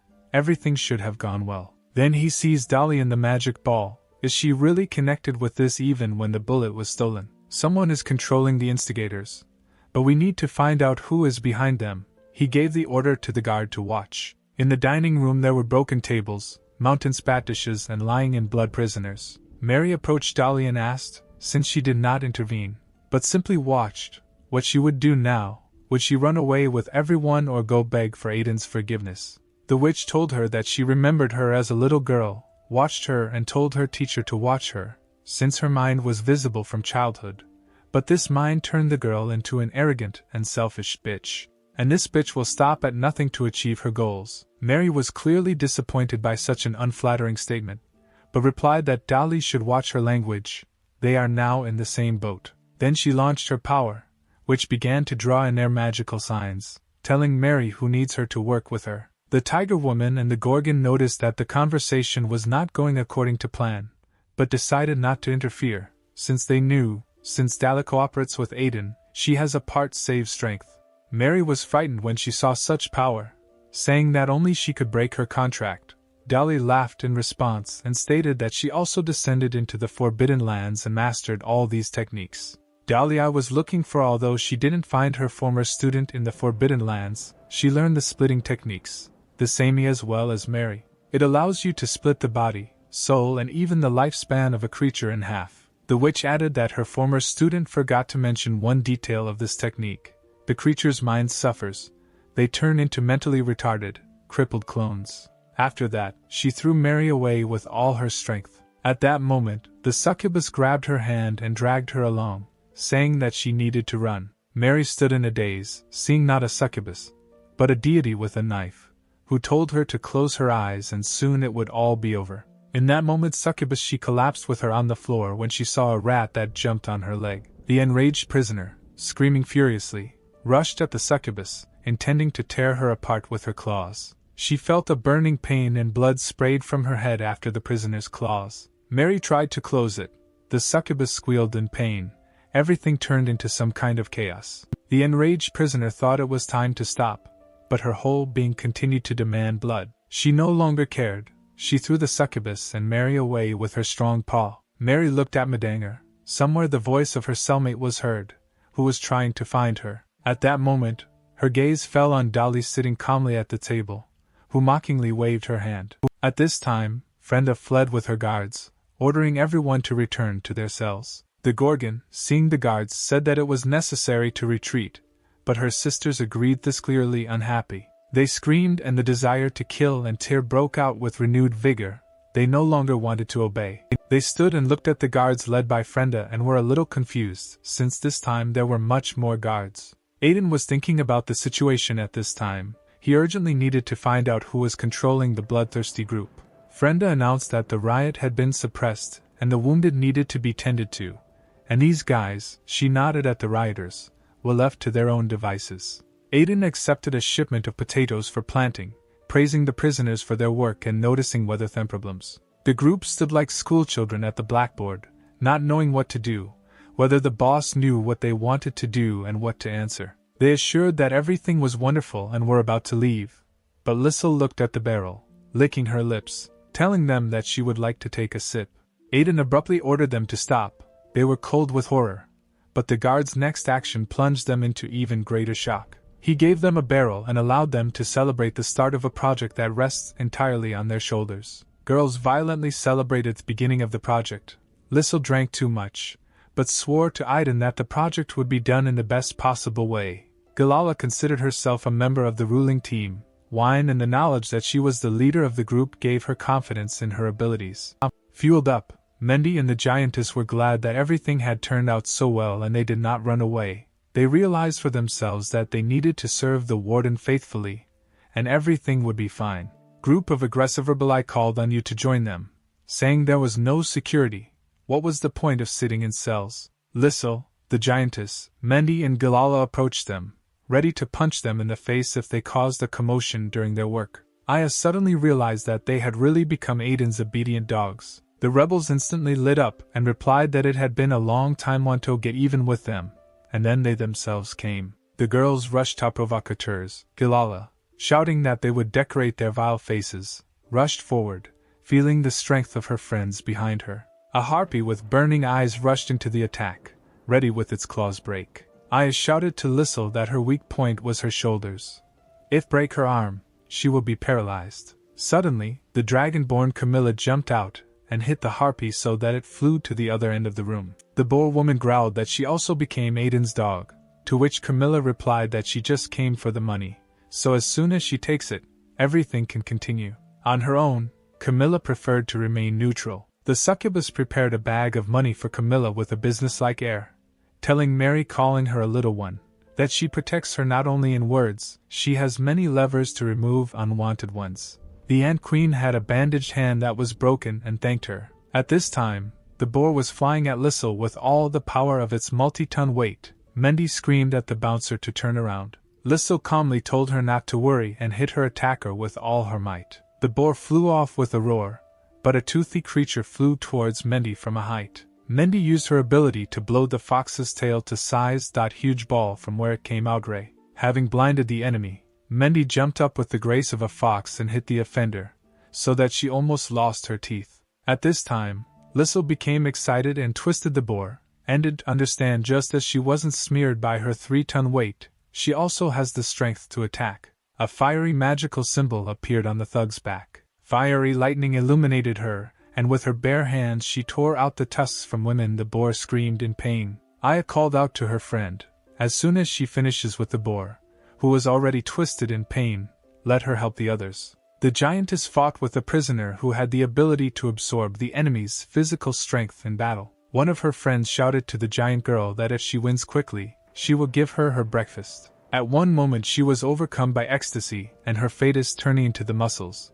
The strength became simply enormous. She furiously flattened her opponent, who underestimated the giantess, considering her to be a walking stupid mountain. They defeated the rebels. Galala jumped for joy with cries of joy from the victory. At that moment Aiden entered. The guards lined up in 2 columns. He ordered everyone to be silent. Everyone fell silent. Blood stains from the battles were visible on the floor. The girls stood in tense silence. Aiden said menacingly that he gave freedom not so that a fight club could be organized here. It would be better if they tried to escape. He stated that starting tomorrow all relaxations will be lifted and he will return for Marigime.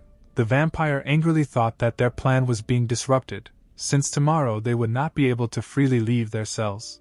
Frenda added that free movement does not apply to those who are busy in a potato planting project. Mendy happily clapped her hands, and the boar, which was being twisted by the guards, growled that Aiden was just a real villain. Aya became very scared because she realized that Aiden had deliberately created the situation by allowing the prisoners to be released, and then locked them up again. The spirit of the prisoners was seriously damaged, but Aiden has guards, a magic circle and 200 prisoner henchmen. She realized that no matter what plans the rebels made, in this situation they were unrealizable. The succubus happily clapped Mary on the shoulder, saying that now they 2 difficult prisoners. Sari smiled sweetly, saying it was good that the aggressive prisoners were locked up. And I thought to myself that there would be more food in the dining room, and what the warden would say when his faithful dogs obeyed her. Her plan was to subdue Aiden's minions through insect larvae. Aiden and Frenda walked along the corridor. They understood that it was too early to relax, and the aggressive rebels would not have the mind to start a riot themselves. Someone was controlling them. Frenda reported to him that the guard in the dining room said that the new prisoner was constantly communicating with Dolly. Aiden called Marion for questioning. She innocently replied that she started talking to Dolly because she was curious why she didn't wear a uniform like everyone else. During the interrogation with Dolly, he asked why she didn't stop the riot. She assured the boss that she herself barely escaped. Rebellious there was too much. Frenda interrogated about the attack on the new girl. Dolly, with an air of innocent simplicity, assured that she used only a drop of magic to intimidate the new girl and have influence over her. Aiden checked the list of new workers who joined them, former smugglers, robbers, scammers. Frenda was horrified by the reality that due to mass layoffs, new staff were hired indiscriminately. This means that many of them can cooperate with prisoners. Aiden thought it was entirely possible that someone was taking advantage of the prison's labor shortage to cause a commotion. He didn't trust Dolly, knowing that she was still a pretender. If it weren't for the contract spell, which she was afraid of, she would have revealed herself long ago. The warden gave the order to send guards to look after the prisoners, 1 person for each, and for Veronica to use her scent to find and destroy all the witch's creations. The next day, planting work began. Mare was outraged that guard he couldn't take his eyes off her. It was annoying. She replied that she was watching her in the dining room and if it weren't for the spell cast, she would have been hanging on the gallows as a new girl. Mary irritably snapped that if Aiden understood for them both everything will be over. She replied that if there are no changes in the coming days, then documentation will lie on Aiden's table. To which Mary said that if she had the necessary ingredients, she would have arranged everything long ago. Galala actively commanded the working prisoners. Any conversation stopped. The very Sameta decided to drink a cup, when I heard a familiar voice with permission to sit next to me. Surprised to see Evans coming out from the shadows, she choked on her tea. Evans asked permission to read books to her on the advice of Mr. Aiden, so she could make friends, and since Galala is a child, she would like to start with her. Galala noted that a 170-year-old child, Evans is still smooth and distantly. I started reading Snow White aloud. Seeing a book with strange pictures, the elf was surprised, because she had never seen anything like this in the library before. While crushing another mouse, Veronica looked at Evans with resentment, and asked the chief guard, is it so unfair? For what merit does she get all the benefits? The girl said that Evans had a difficult situation, and answered the question with a question. What does Veronica think is in prison? Must it the killer or his weapon? Veronica quickly answered that of course he was a killer. What can meaning hold a weapon? Then the guard, pointing to the girl, said that she was the killer's weapon, sentenced to life imprisonment. She was created by the crazy ant queen May Lucina, and according to rumors she catches orphans and performs crazy modifications on their bodies. She continued to tell how Evans was brought in. Doctor was horrified. All the girls' insides were torn apart. They were intertwined with various devices and various weapons. Instead of blood, a strange caustic substance flows in the girl. It melts the scalpel, and it is impossible to cure her in these conditions. God only knows how much pain she endured before getting here. She is 13 years old. She should be under the care of a loving family. But now she looks more like a mechanism than a living person. Veronica looked at the girl with sympathy. Is it really impossible to help her? The warden said that there is an Imperial Dragon Hospital, but it is very expensive and the city is not ready to pay such bills. At this time the superintendent was called out that a new batch of prisoners had arrived. More children of the Ant Queen arrived. Their condition was even worse than Evans's. They were like walking zombies. The children looked indifferently in front of them. Their face, neck, body were witty, with traces of terrible experiments. The prisoners working outside were invited to lunch. Everyone attacked the food except Mendy, who was busy putting on makeup. Gilala stood in the sun, and Lissel said that her food was booze. They joked and laughed merrily at the elf eating the sun's rays. Aya remembered how she and Lissel, going to battle and dreaming of creating their own guild, found an abandoned village with children.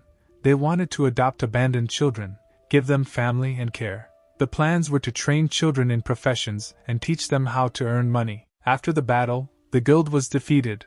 Only 2 of them remained. There was a knock on the door of a room in an upper-class interracial guest house, and the maid brought food. The girl who opened the door said that she was late and kicked her out the door. She returned to her friends and playing cards, saying that the dish was unusual and the loser would eat it. The parasites controlled by the queen ant began their action in the body by subduing consciousness. The girls who ate lunch began to moan in pain, which it intensified with every minute. Everyone in the dining room became ill. The food was poisoned. Frenda ran into Aiden, shouting that the food was poisoned, and the order was given to send them to the medical room. Urgently needed Escapine Town and call a doctor. The prison doctor was lured away long ago. Lissel was very worried about her friend and did not was leaving from her. She had to be taken to the infirmary. She held her friend's hand when she told Lissel, calling her boss, that she must move on with her life. No matter what happens, people and things are all trifles in the long road of life. Then the girl lost consciousness. Lissel, having lost control, began to scream, trying to bring her to her senses. Aiden calmed her down by saying that it was just food poisoning. There was no need to shout so much. The fact that Aya lost consciousness under the influence of a hallucinogenic drug is evident from the state of her pupils. Aiden told everyone that they would wait for a doctor from the city as long as the patient's vital signs were normal. Aiden and Frenda were discussing who could have smuggled in such a dose of poison. The cook was excluded. She had been working here for several years. Frenda realized that Aiden was hinting at a traitor among the guards, since otherwise the poison could not penetrate Rose's wall. The warden said that the problem is that whoever started this is preparing to take serious steps. All the cells need to be searched. He also ordered the hiring of Superintendent Mo as an assistant, who studied the affairs of prisoners and had photographic memory. The experimental girl spoke through her hand. Since her mouth was sewn up, she was used by Mary as an intercom through which she spoke with Dolly, saying that last time she went too far and hacked without the help of the main witch protective mechanisms will be problematic. Dolly stood silently, and Mary continued to broadcast her plan. With the help of Evans she would launch an attack, and Dolly needed to kill Aiden. The witch smiled and noted that Mary's original goal was to kill Aiden, and how she could talk about something like that so easily. Mary hid behind a tree and decided to take action. Soon everyone would find out that she was behind the poisoning. Dolly told her that at first you need to go see old friends, and when the time comes they will meet. Mary gave it to her teacher elixir, allowing you to melt the collar and fully restore your strength. She decided to take a couple of these elixirs. The girl opened her lives, in which there were bottles like in a refrigerator. Dolly advised the Ant Queen to stay away from her.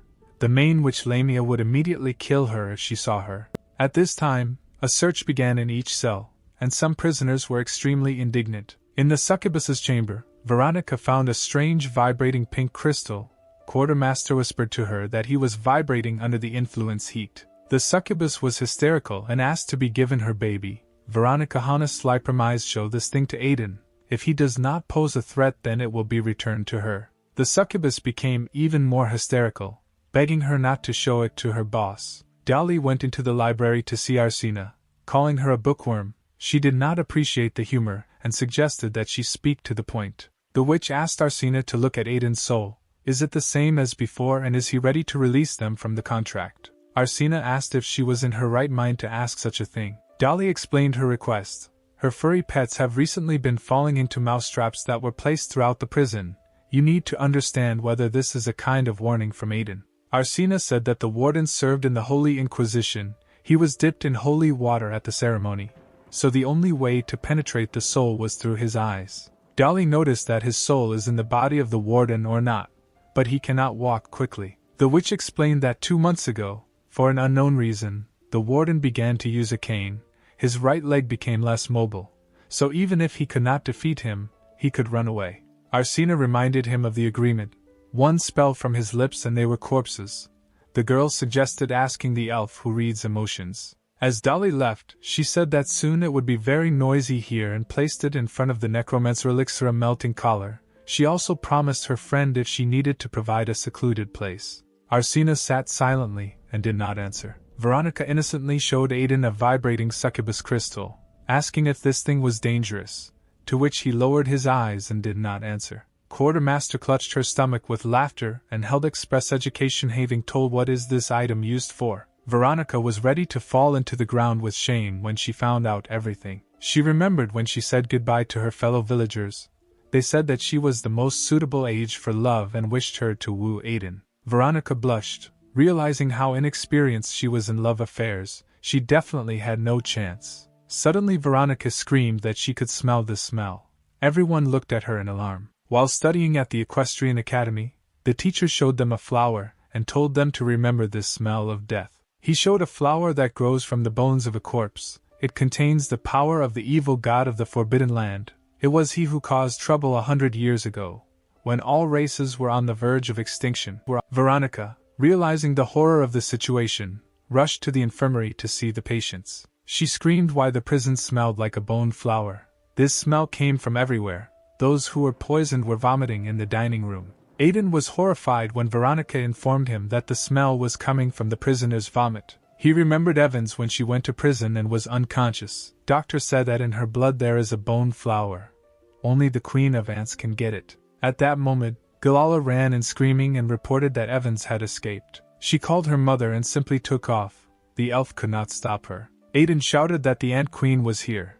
Everyone should go to the first level of combat readiness. The townspeople stopped at the sound of the prison siren. Talk of a riot could be heard, and the prison siren was turned on only in the most extreme cases of danger. The entire prison and surrounding area was covered with a dome of magical protection. The guards are alarmed. The first level of combat readiness indicates that they are trying to break through the magic circle. One of the daughters of the Ant Queen poured a potion on the lock of the cell, which melted before our eyes. Before the guards had time to shoot at her, Mary herself appeared and said that it was time to start the fun. She began to pour her poison into the locks of the cells.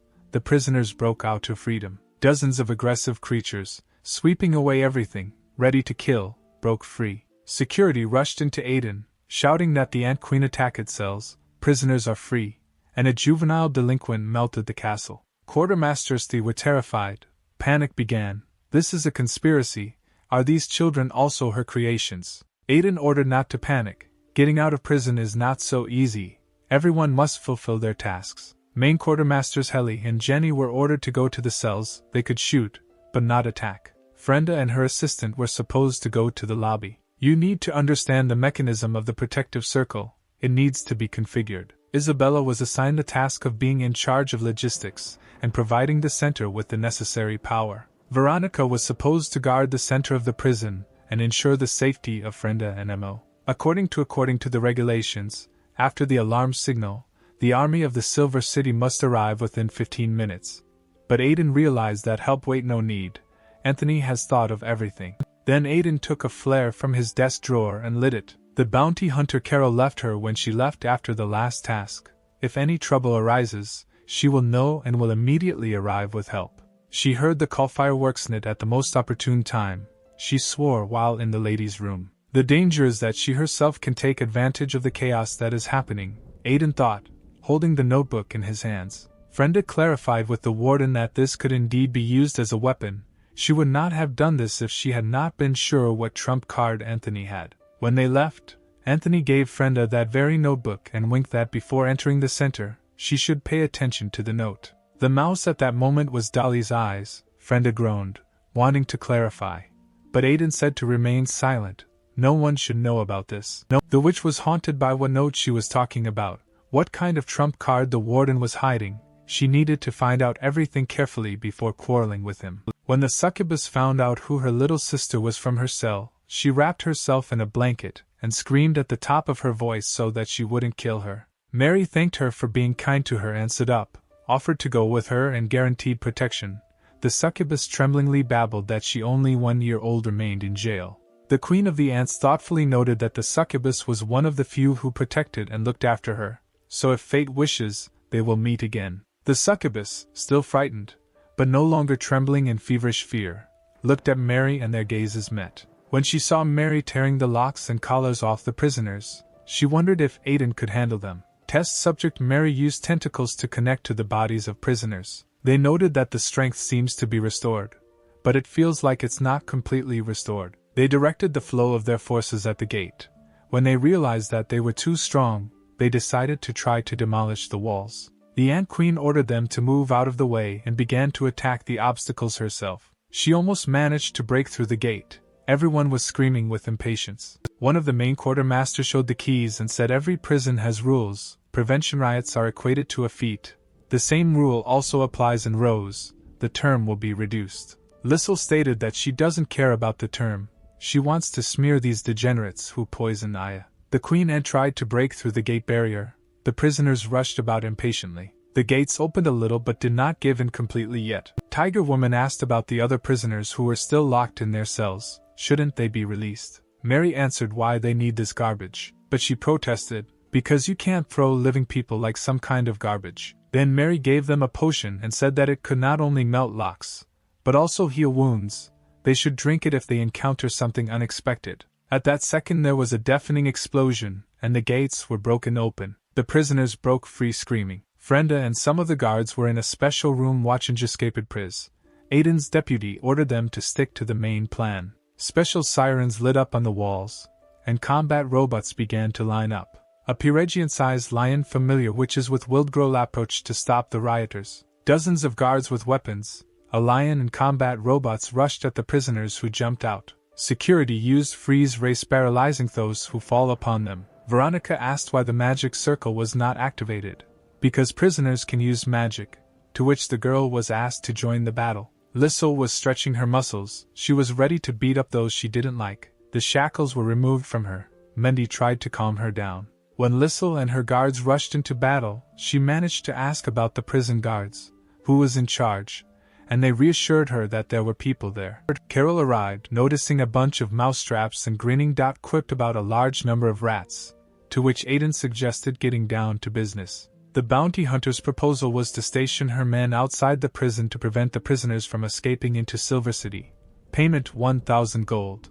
In addition, she can offer elite warriors to fight prisoners, and they can also be used as prison guards at a cost of 100 gold per person, which is how much he plans to hire. Aiden, writing a check, stated that he was hiring everyone. Carol smiled contentedly and said that she didn't doubt him, but she knew that funding for the prison had been severely cut. Aiden interrupted her and said that it was none of her business, handed her a check and told her that he had a special task for her personally. The girl was excited about the opportunity to earn money. Having taken a break from the first round of the battle, Lissel was surprised why the escaped prisoners did not have a leader. She realized that she was surrounded. She used the art of fire. A huge pillar of fire burst out from her back. The enemies needed to grab her because she was strong and her strength was developing every minute. A volcano of the ancient power of the gods began to rise from the depths, which, as it absorbed, erased the mind. The last thing Lissel thought was that it was good to be alone. Her body began to emit discharges of powerful energy. She began to lose control of her consciousness, but was glad that none of her friends were nearby, and she didn't have to worry about hurting anyone. Seeing flaring up, the prisoners were amazed at her power, Where did she get her magical power from? She's just a martial artist arts. The Queen of Ants said that Lissel personally destroyed 1,000 vampire knights. They could not cope with her. Lissel's sparkling power and ancient magic approached the Queen of the Ants, and said that she knew who she was. She smiled and nodded affirmatively, saying that of course she had heard about her heroic feat. The sky was cut by lightning. Vampires rushed forward one after another, but no one returned alive. But even with all this, she is no match for her daughter Aiden, whose powers have not yet been fully developed. They heard a hiss and a huge snake burst out of the circle and grabbed Lissel. Dolly controlled the form of the serpent, and Lissel shouted that she was also one of the rebels. The brute fell into a circle from which she could not free herself. A huge magical force held her back. Lissel screamed at the top of her lungs, activating the power of her powers, which Dolly, looking at the amazed rebels, said that on Lissel's body there is a magical sign indicating that she belongs to the descendant of an ancient god. The more wounded she is, the more her strength increases. Now she is captured by the spell, so there is no need to be afraid and move on.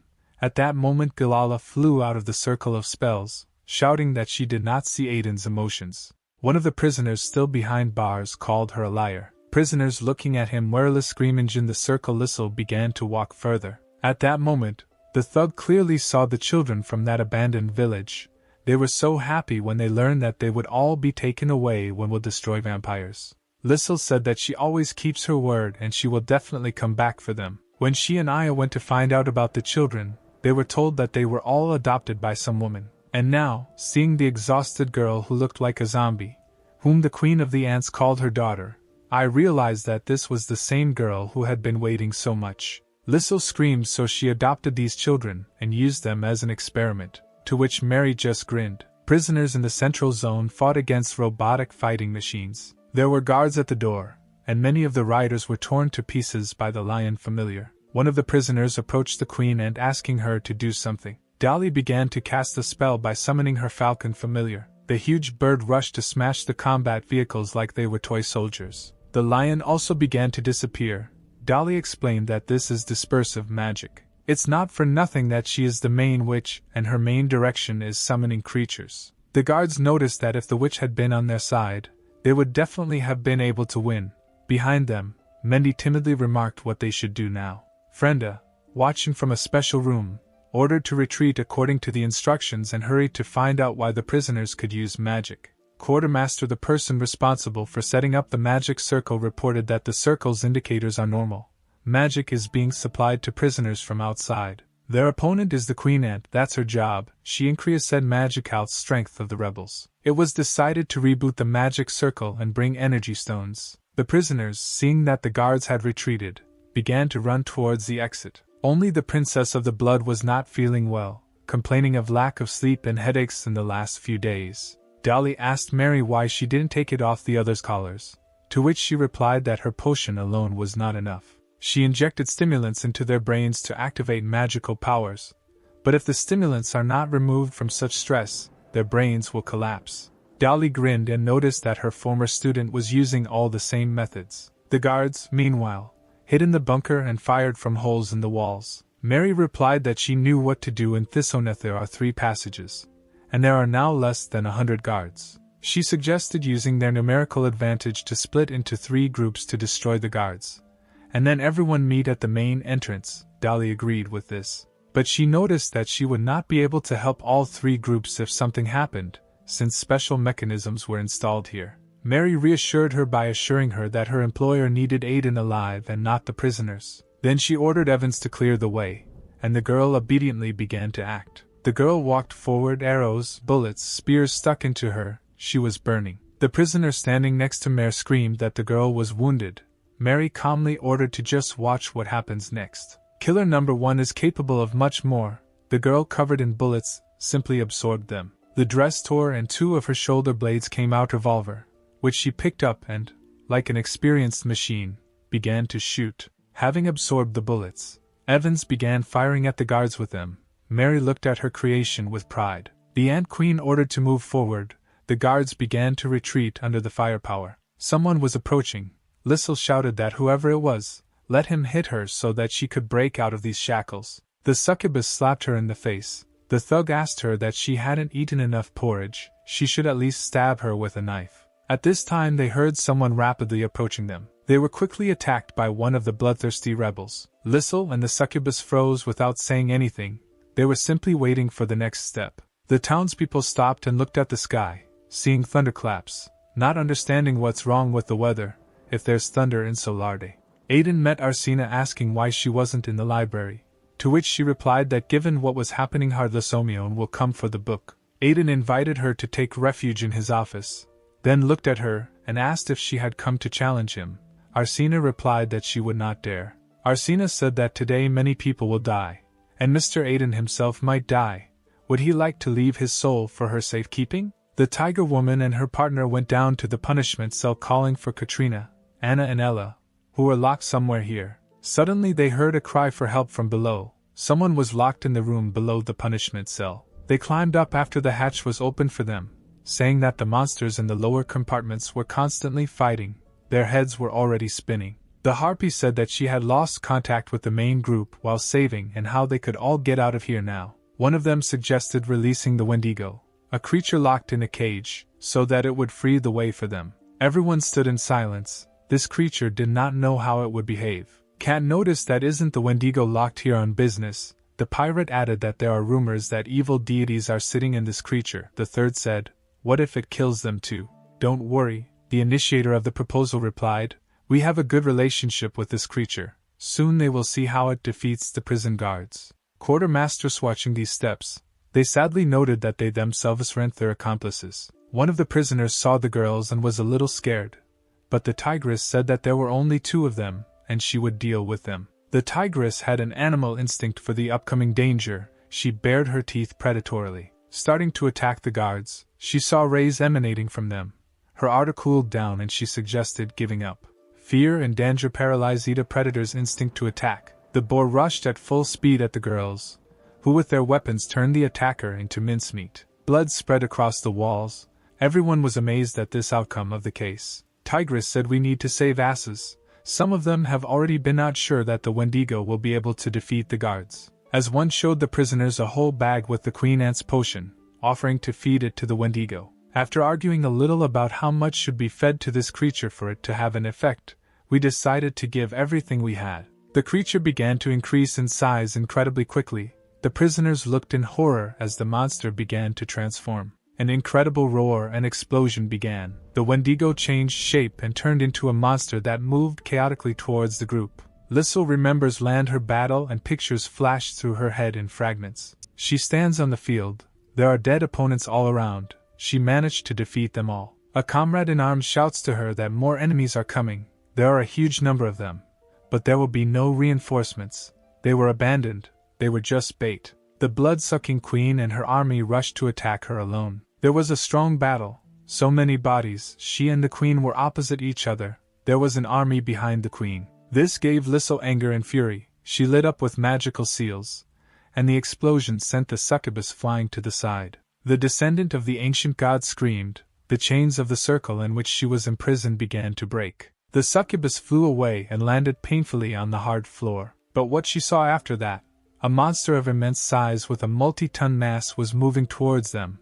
Lissel screamed for aid. The succubus, rolling her eyes, did not understand where she was and what was happening. She was picked up by the strong arms of Camilla, who said that she needed to leave. It was very dangerous here. She pulled the succubus, who screamed that her shorts were caught, to which she replied, "It's good that at least they are there." The succubus began to become hysterical. She screamed for Camilla to help Aiden. Camilla exhaled and tried her by saying that she just saw a nightmare, but she insisted on her own. Sobbing, she told of a vision where Aiden lay defeated by the prisoners and died, and all 80 prisoners decided to rape him. This is an atrocity. Camilla stated whether she wanted to say that she herself was not among the prisoners, to which the succubus replied that if she had been, it would not have been an atrocity. Camilla noticed that they themselves now need help. When the descendant of the ancient god is going crazy, he does not distinguish friends from enemies. Lissel had already turned into a deity. Having lost her human face, she called on the converted Wendigo to attack. Waves of fire flew by. Those prisoners who were still in their cells asked for help. Their things caught fire. Those who were able to move fled.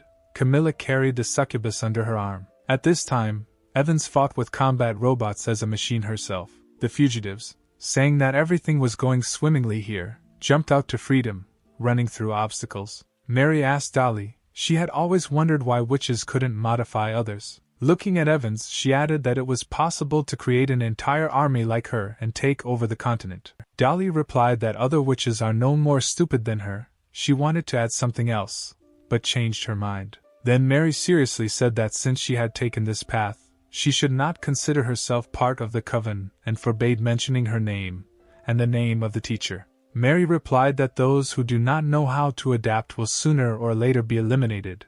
If she did not know about the strength of their teacher, she would not stand on ceremony with her. The guards, along with Mendy, ran into the room, checking if everything was in place and if there were any wounded. Veronica, dumbfounded, asked Mendy why she was here. Had the rebels really gotten into this part? Mendy answered breathlessly that Evans and Dolly had joined the rebels and they could not be defeated. The girls asked what to do next. One of the guards said that they needed to join a support group since the entrance to the prison cells had been lost. Veronica asked about the army. Why they haven't arrived yet. At this time, the army was sitting in the restaurant. Anthony was feeding and drinking them, paying for everyone. One of the soldiers said that it was wrong that they had been here for so long, but Anthony assured that Lord Aiden would handle everything himself. It's just a show with all the sirens going off to quell a non-existent riot and teach the prisoners a lesson why ruin the warden's plan. Then Anthony saw that a cart with energy stones was leaving, ordered from Rosa prison. He tried to dissuade him from going, because there was a riot in the prison, but the delivery man said that you definitely need to take it. This is the third phase. Anthony was shocked. He didn't know anything about this. Funding for the prison had been cut.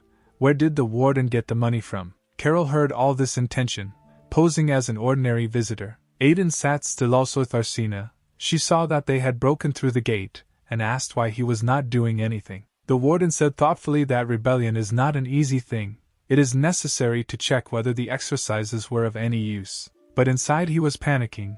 The gates had been broken through. Everything was going faster than they had expected. If they couldn't stop the rioters in the center, then there would be failure. But he continued to pretend to be careless. He was now under guard. If he showed excitement, he would be discovered. All that remains is thought there will be no more mistakes, he thought. Dolly listened as the prisoners boasted about how they broke into the center. Aiden was stupid and couldn't do anything. Dolly tried to figure out what was behind Aiden's confidence. If he still had the same power, then hardly would stand aside. At this time, the mouse showed the traps set. Dolly thought that this was definitely intended for her. Rats made their way to the prison in hordes. The guards screamed in horror where there were so many of them. The gate was broken. There was no warden. The guards asked who knew how to command.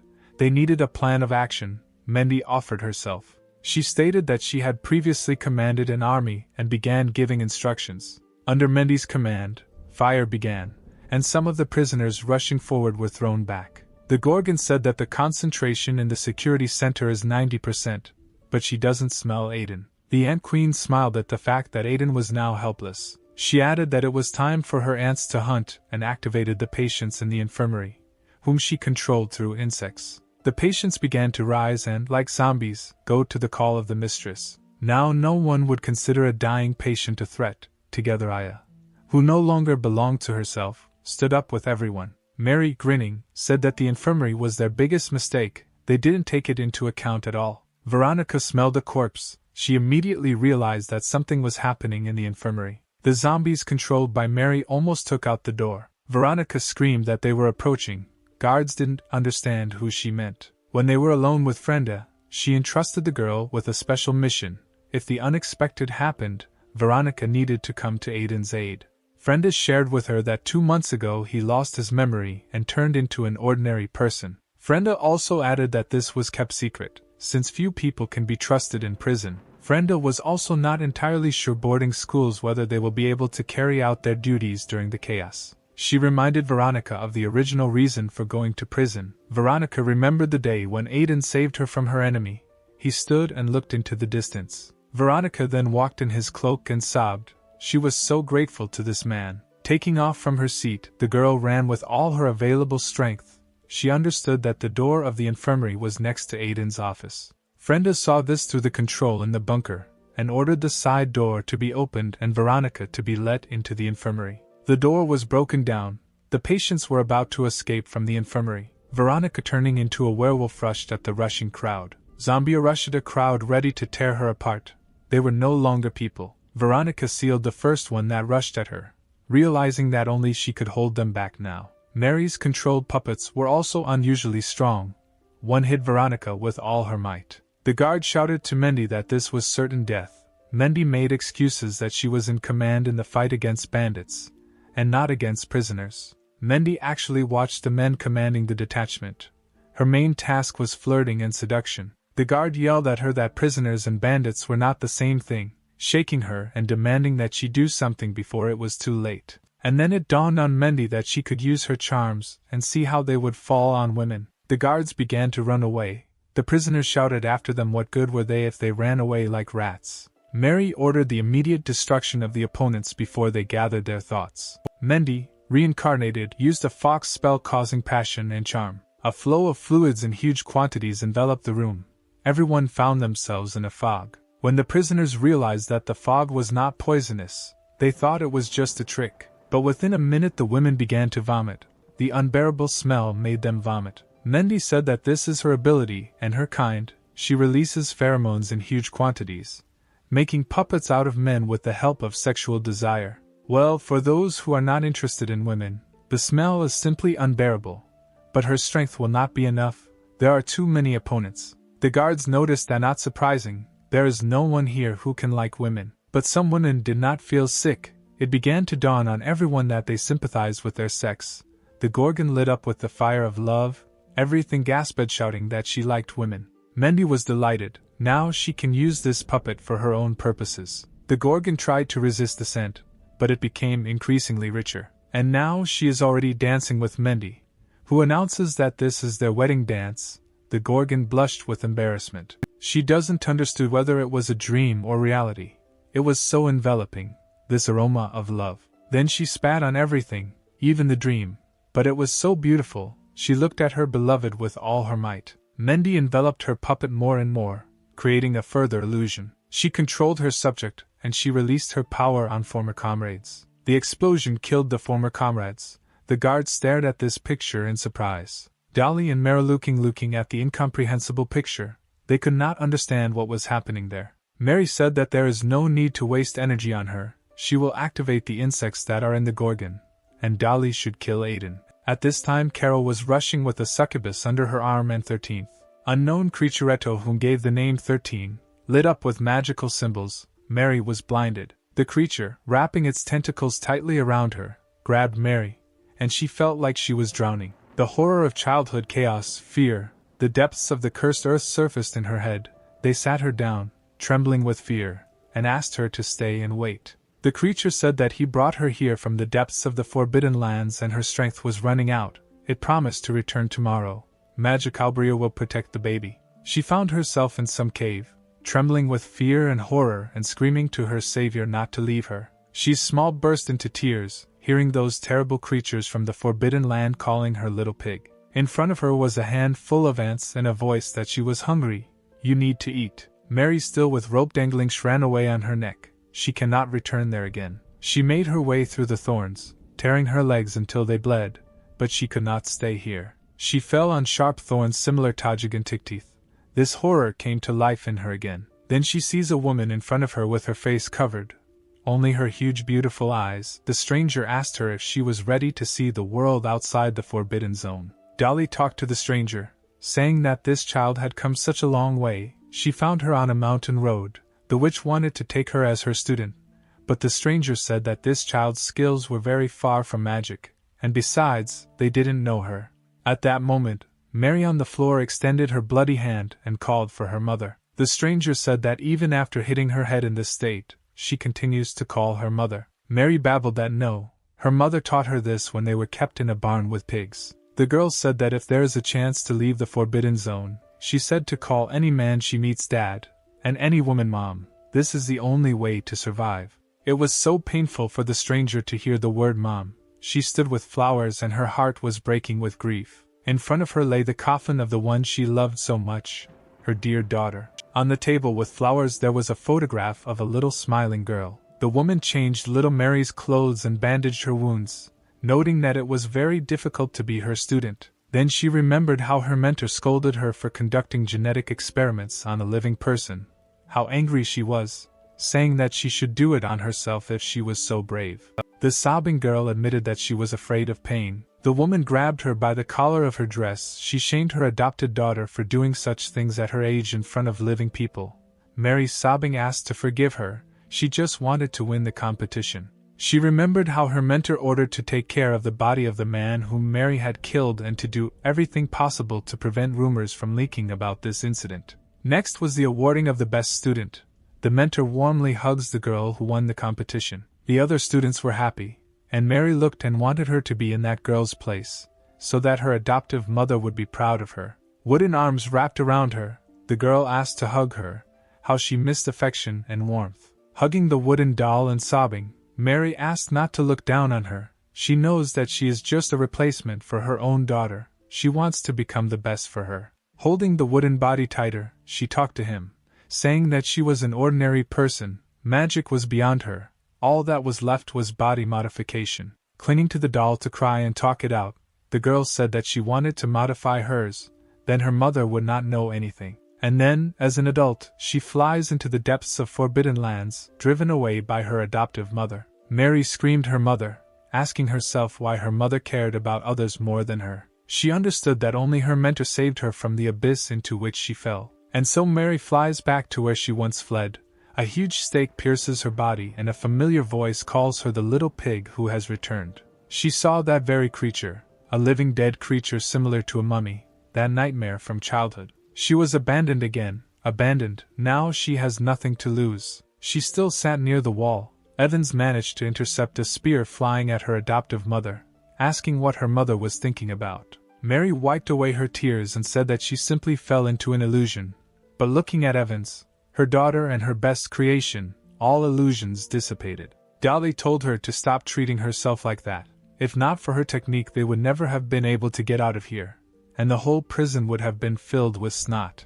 And she went forward, dragging the bound Gilala behind her. One of the mercenaries, pouring liquid on her sword, ordered her squad not to kill the prisoners if they wanted to get money. The attack with crossbows began. The Gorgon fought in the front ranks with the detachment. Behind the Gorgon, Camilla and the succubus broke through the enemy, who was still running in her shorts. Suddenly, a bright emerald light appeared from the Gorgon.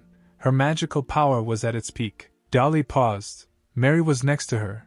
Evans was in front. Gilala was lying tied up on the floor. The witch cast a transformation spell and used a strike against the Gorgon's magic. The succubus screamed at her to get out of the way. They were running away from the monster and not fighting. Dolly used the transformation and said that she couldn't let them ruin everything. A passage opened and she walked forward, dragging the bound elf. The incredibly powerful energy of the descendant of the ancient god Baal appeared before her. Camilla, the succubus, and the others screamed in horror when they saw what was coming towards them. The witch, changing part of her appearance, called upon the power of the gods, opening the abyss of Ikot. She fired a beam at Lissel, who had turned into the god of destruction and was running towards her. She stopped, destroying the barrier in which Dolly wanted to lock her. Once in the labyrinth, she heard the voice of the god of the labyrinth, Ikot, with whom she had to play a game if you want to get out. Dolly had to use this technique to stop her from killing everyone. But the witch's strength was also exhausted. She did not know where to get additional energy. From the descendant of the ancient god came an even stronger cloud of energy, destroying everything. With each spell its power only increased. The guard shouted that there was a message from the boss. The blockers were removed. The prisoners' forces were working at 100%. At this time, the Gorgon controlled by Mendy was in the created illusion of the first wedding night. Mendy, giggling, asked to get out from under the blanket.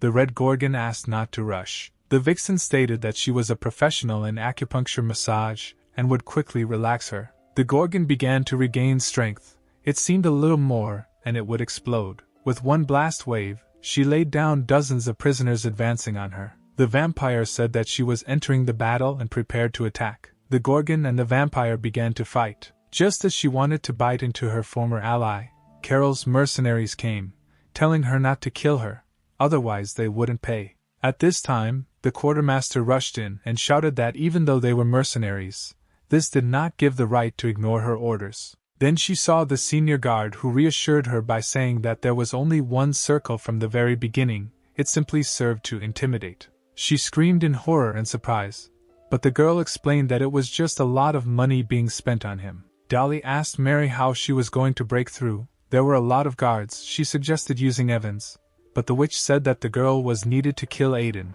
and she couldn't spend the rest of her power anymore. Suddenly, the Reaper of Death appeared in front of them from the magic circle. Mary asked who he was, and Dolly realized that Arsena had begun to act. The Reaper of Death said that at first she did not believe that she could gather many souls here, but at the moment many people had died and clarified whether they would continue the battle. Dolly replied that she had used up most of her power. In this state it was dangerous to challenge Aiden, to which the Reaper replied that she didn't care, but when they were at Aiden's office, she would help them. Mary wondered if the prisoners had reached Aiden's office, and Dolly, talking through the Reaper with Arsena, said that her help would not hurt. Starting to release the tentacles from her hand, the Ant Queen thought that if he was at least crippled, it would be good. But she saw a different picture. Veronica destroyed all the zombies created by Mary. Mrs. Austen, the ruler of the Beast people from the rest home, pulled insects out of her body, swearing that the food was poisoned.